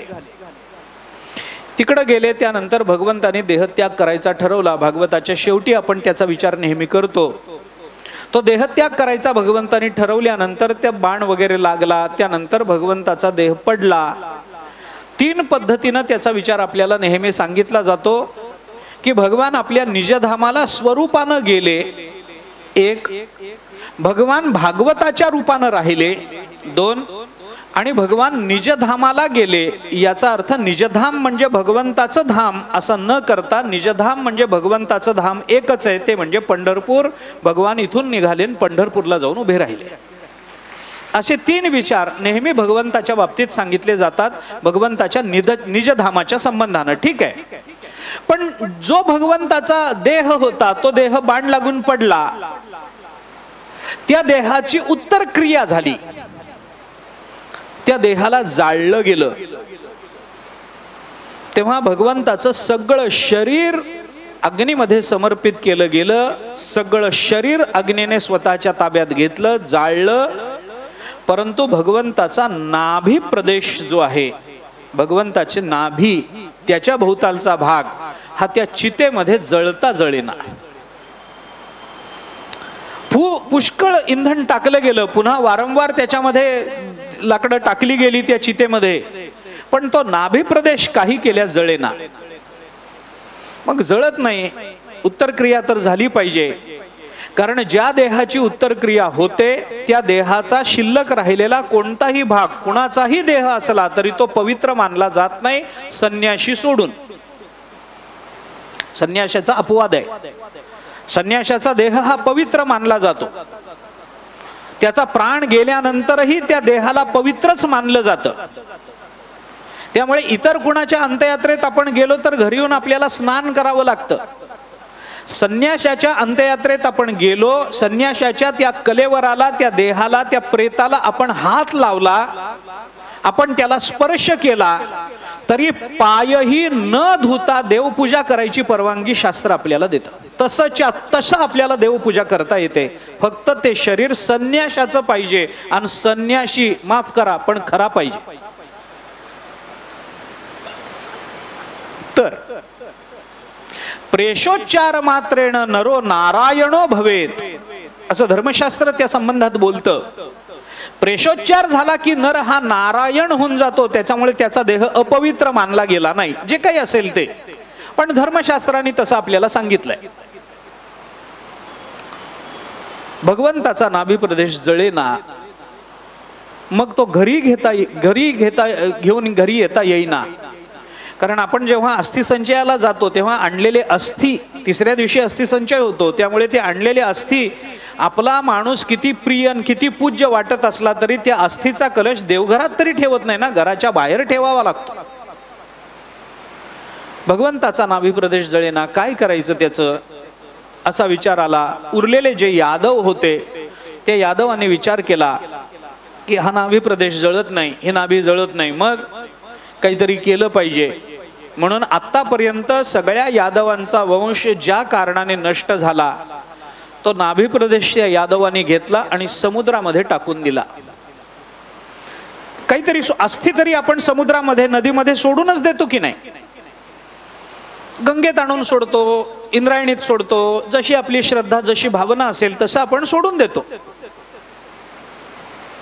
धर्मशास्त्राने एके ठिकाणी चिंतन करताना असं म्हटलंय, व्यक्ती गेल्यानंतर पहिल्या 10 दिवसात जर काशीमध्ये अस्थि विसर्जन होत असेल तर त्या व्यक्तीला काशीत प्राण गेल्याचं पुण्य प्राप्त होतं, असं धर्मशास्त्राने सांगितलं. पहिल्या 10 दिवसात जर अस्थि विसर्जन काशीत होत असेल तर, वाराणसीत होत असेल तर, आणि वाराणसीत ज्याचा प्राण जातो त्याला मोक्ष प्राप्त होतो, असं आपल्याला आधीपासून माहिती आहे. धर्मशास्त्राने तेही सांगितलं, काशी क्षेत्राचं ते महात्म्यच आहे वगैरे वगैरे. मग आता हे सोडून दिलं पाहिजे म्हणून त्यांनी ते सगळं समुद्रामध्ये विसर्जित केलं, समुद्रामध्ये टाकून दिलं. धर्माय गच्छम असं म्हणून त्या अस्थीला पुढे लोटून द्यावं लागतं. त्यावेळेला जेव्हा अस्थि विसर्जन होतं त्यावेळेला आपण अस्थीचा कलश नदीमध्ये, त्या तीर्थामध्ये सोडून देतो, उलटा करतो, आणि जी राख किंवा ज्या अस्थि असतात त्याला धर्माय गच्छम, धर्माय गच्छम असं म्हणून ते पाणी पुढे लोटून द्यावं लागतं. तशा पद्धतीनं ते यादवांनी भगवंताचा नाभी प्रदेश समुद्रामध्ये टाकला, धर्माय गच्छम म्हणून पाणी लोटून दिलं. तो नाभी प्रदेश तिथून वाहत वाहत वाहत वाहत नीलाचल किनाऱ्याला लागला, इथल्या किनाऱ्याला लागला. इथं इंद्रद्युम्न नावाचा राजा इथं राज्य करत होता. तो तप करण्याकरता म्हणून समुद्र किनाऱ्यावर बसलेला होता. समोर तो नाभी प्रदेश वाहत असलेला राजाने बघितला. काय आहे हे त्याला कळलं नाही. ते त्यांनी तसंच किनाऱ्यावर ठेवलं. भगवंतानी स्वप्न दृष्टांत दिला आणि भगवंतानी सांगितलं, हा जो नाभी प्रदेश माझा तुझ्या राज्यामध्ये वाहत आला, तुला प्राप्त झाला, हा माझ्या देहाचा अवशेष आहे. या माझ्या अवशेषाला तू लाकडी मूर्तीमध्ये स्थापित कर. त्या लाकडी मूर्तीला पूर्ण देहाचा आकार न देता फक्त चेहऱ्याचा आकार दे. त्याच्यामध्ये या माझ्या अवशेषाला स्थापित कर. त्याची लाकडी मूर्ती बनव. त्या मूर्तीची स्थापना कर, तिची उपासना कर, तुला ब्रह्मस्वरूपता प्राप्त होईल. हे सांगितल्यामुळे राजाने तशा पद्धतीचा आकार निर्माण केला आणि त्याच्यामध्ये भगवंताचा हा नाभी प्रदेश या मूर्तीमध्ये आहे असं एक सांगितलं जातं. जसं आपण म्हणतो भगवंताचं हृदय आहे, तसं भगवंताचा हा नाभी प्रदेश आहे असंही अशी एक कथा सांगितली जाते. पण त्याचा परिणाम असा सांगितला गेला, भगवंताने असं सांगितलं की जो कुणी तुझ्यासारखा इथं येईल, इथं वास्तव्य करेल, नामस्मरण करेल, काही तप करेल, काही साधना करेल आणि जो या मूर्तीचं दर्शन घेईल त्याला सुद्धा अंततोगत्वा ब्रह्मस्वरूपाची प्राप्ती होईल असं एक फलश्रुती आपल्याला सांगितली जाते. त्यामुळे या जगन्नाथपुरी धामामध्ये येणं, इथं वास्तव्य करणं, भगवंताचं दर्शन घेणं, हे दर्शन आपल्याला भावपूर्ण व्हावं, त्या दर्शनामध्ये आपल्या अंतःकरणामध्ये भक्ती निर्माण व्हावी, याकरता म्हणून फक्त याचा पूर्व इतिहास थोडासा सांगितला. कारण त्याच्या मागची कथा कळाली की माणसाचं अंतःकरण कथेच्या निमित्तानं भावोत्कट होतं. कथा सांगितली गेली की विविध भावना अंतःकरणामध्ये निर्माण होतात. त्या भावना निर्माण झाल्या की त्या भावनेच्या तीव्रतेमुळे आपल्या अंतःकरणाला द्रविभाव प्राप्त होतो. द्रवित झालेलं अंतःकरण मग भगवत चरणाकडे प्रवाहित होतं आणि प्रवाहित झालेल्या अंतःकरणाने भगवंताला विषय केला की त्यालाच भक्ती असं म्हटलं जातं. भक्तीचं निर्वचन करताना मधुसूदन सरस्वतींनी हेच सांगितलं, द्रुतस्य भगवत धर्मात धारावाहिकतां गता सर्वेशे मनसो जाता भक्तिरित्यभिधीयते किंवा सर्वेशे मनसो वृत्ती भक्तिरित्यभिधीयते असं सांगितलं जातं. अंतःकरणाला द्रविभाव प्राप्त झाल्यानंतर प्रवाहित होणारं अंतःकरण भगवंताच्या चरणाजवळ जाऊन भगवंताच्या चरणाचा आकार प्राप्त करून घेतं. त्या भगवत चरणाचा आकार ज्या द्रवीभूत झालेल्या अंतःकरणाला प्राप्त झाला त्या अंतःकरणातल्या त्या भावाला भक्ती असं म्हटलं जातं. ही भक्तीची एक व्याख्या आपल्याला मधुसूदन सरस्वतीने भक्ती रसायनात सांगितली. मी एवढ्या करता सांगितलं की हे सगळं होण्याकरता आपलं अंतःकरण द्रवी भावाला प्राप्त झालं पाहिजे. आणि अंतःकरण म्हणून मधुसूदन सरस्वतीने आपल्या अंतःकरणाला लाखेची उपमा दिली. लाख माहितीये का ना? लाख काय म्हणता तुम्ही? लाख माहितीये ना? लाख म्हणजे आकड्यातली नाही, आकड्यातलं नाही, वस्तूतली लाख. लाख माहितीये ना? तिला जर वितळवायचं असेल तर तिला तापवावं लागतं. तप्त केल्याशिवाय लाख वितळत नाही. आणि लाखेचं उदाहरण एवढ्या करता दिलंय की तापवलेल्या लाखेमध्ये एकदा एक रंग टाकला की तो रंग त्या लाखेचा कायमचा होऊन जातो. पुन्हा ती लाख तो रंग सोडत नाही. एकदा रंग प्राप्त झाला की पुन्हा तो रंग ती लाख सोडत नाही. तसं आपलं अंतःकरण लाखेप्रमाणे असतं. तिला तापवावं लागतं. ती वितळलं की त्याच्यामध्ये एक रंग टाकावा लागतो आणि असा रंग टाकावा लागतो की तो टाकल्यानंतर अंतःकरणाने तो रंग नाही सोडला पाहिजे. त्या रंगाचं नाव आहे पांडुरंग. द्रवित झालेल्या अंतःकरणाला पांडुरंग नावाचा रंग एकदा मिसळून दिला की तो रंग पुन्हा त्या अंतःकरणाला सोडत नाही. मग ते कितीदाही वितळवा, त्याला किती घट्ट होऊ द्या, ते काही होऊ द्या, पण अंतःकरण वितळणं सोपं नसतं. याच्याकरता त्याला तापवावं लागतं आणि तापवण्याकरता तप करावं लागतं. तपाशिवाय तापत नाही माणूस. ते तप करावं लागतं, त्याला त्रास द्यावा लागतो. तप करणं याचा अर्थ काय? स्वरूपाची या प्रसरा लागी प्राणेंद्रिय शरीरा आटणी करणे जे वीरा तेची तप. हे ज्ञानेश्वर महाराज तपाचं निर्वचन सांगतात, व्याख्या सांगतात. असं तप करावं लागतं, त्याला तापवावं लागतं. तापवणं म्हणजे त्याला अग्नी लागला पाहिजे, उष्णता लागली पाहिजे, ताप झाला पाहिजे. आणि तो ताप फक्त तपातच होतो असं नाही, संसारातही तो ताप होतो नाही असं नाही. कारण तुकाराम महाराजांनी संसाराच्या तापे तापलो मी देवा, करिता या सेवा कुटुंबाची असं म्हटलंय. संसारही आपल्याला तप्त करत असतो. आपला संसार आपल्या अंतःकरणाला तप्त करून वितळवण्याकरता होत असेल तर तो संसार आपल्या परमार्थाचं नक्कीच साधन आहे. याचा विचार करून संसाराकडे आपल्याला बघता येऊ शकतं, तो भाग वेगळा. परंतु अशा पद्धतीनं या कथांमधून आपल्या अंतःकरणामध्ये वेगवेगळ्या भावभावना निर्माण होतात. ज्या भावनांमुळे आपल्या अंतःकरणाला मार्दव प्राप्त होतं, त्या मार्दवामुळे हळूहळू त्या भावनांच्या तीव्रतेमुळे अंतःकरण तप्त होऊन वितळायला लागतं. वितळलेलं अंतःकरण भगवत चरणाकडे प्रवाहित होतं. याच्याकरता हा इतिहास सांगणं आवश्यक आहे. म्हणून जगन्नाथाचा हा इतिहास, या क्षेत्राचा हा इतिहास, या मूर्तीचा हा इतिहास आतापर्यंत सांगितला गेला. तो ढोबळमानानं आपल्या समोर मी ठेवलाय. जगन्नाथपुरी हे क्षेत्र, इथं भगवान जगन्नाथ या रूपाने राहिले. त्या जगन्नाथाचाही थोडासा विचार आपल्याला करायचा आहे. कारण जगन्नाथ शब्द काय आहे, जगन्नाथ म्हणजे कोण आहे, इथं आलेल्या भगवंताला जगन्नाथ असंच का म्हणायचं, जगन्नाथ या शब्दाचा नेमका अर्थ काय आहे, या संबंधातलाही थोडासा विचार आपल्याला करायचा आहे. पण थोडा मध्ये आपल्याला वेळ आहे, 8:30 वाजलेत. नेहमीप्रमाणे आपण 1 तास मध्ये वेळ देतो.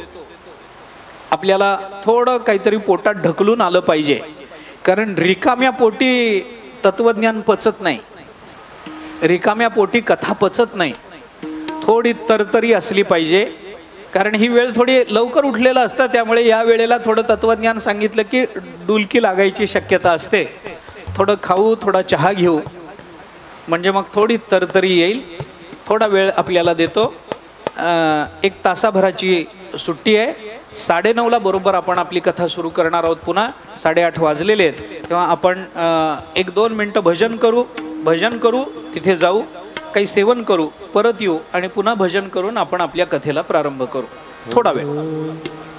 नारायण हरी विठोबा, नारायण हरी, हरी नारायण हरी विठोबा, नारायण हरी, नारायण हरी विठोबा, नारायण हरी,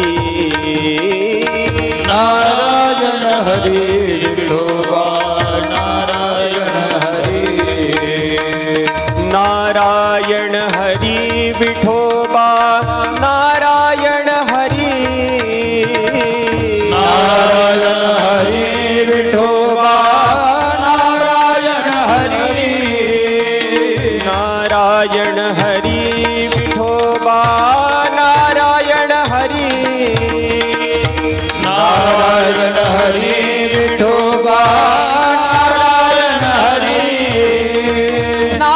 नारायण हरी विठोबा, नारायण हरी, नारायण हरी विठोबा, नारायण हरी, नारायण हरी विठोबा,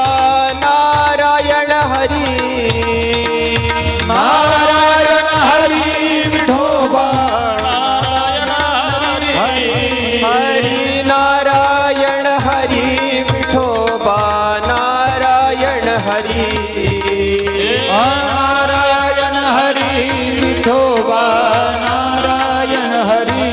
नारायण हरी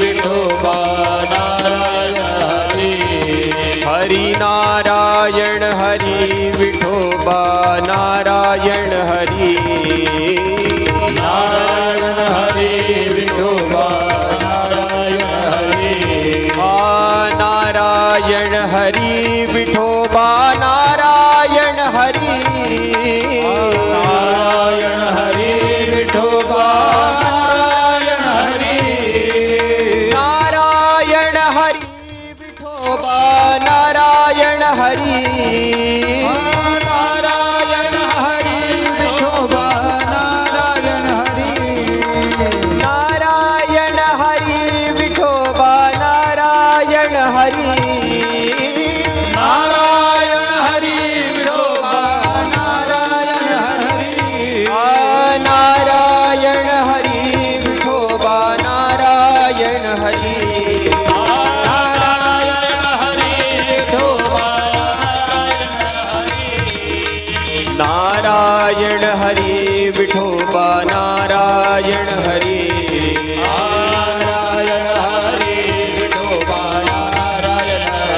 हरी हरी हरी नारायण हरी विठोबा नारायण हरी नारायण हरी विठोबा नारायण कुंडली कवरदा हरी विठ्ठल श्री ज्ञानदेव तुकाराम सद्गुरु गुंडा महाराज की जय सद्गुरु हरी महाराज की जय श्री जगन्नाथ भगवान की जय।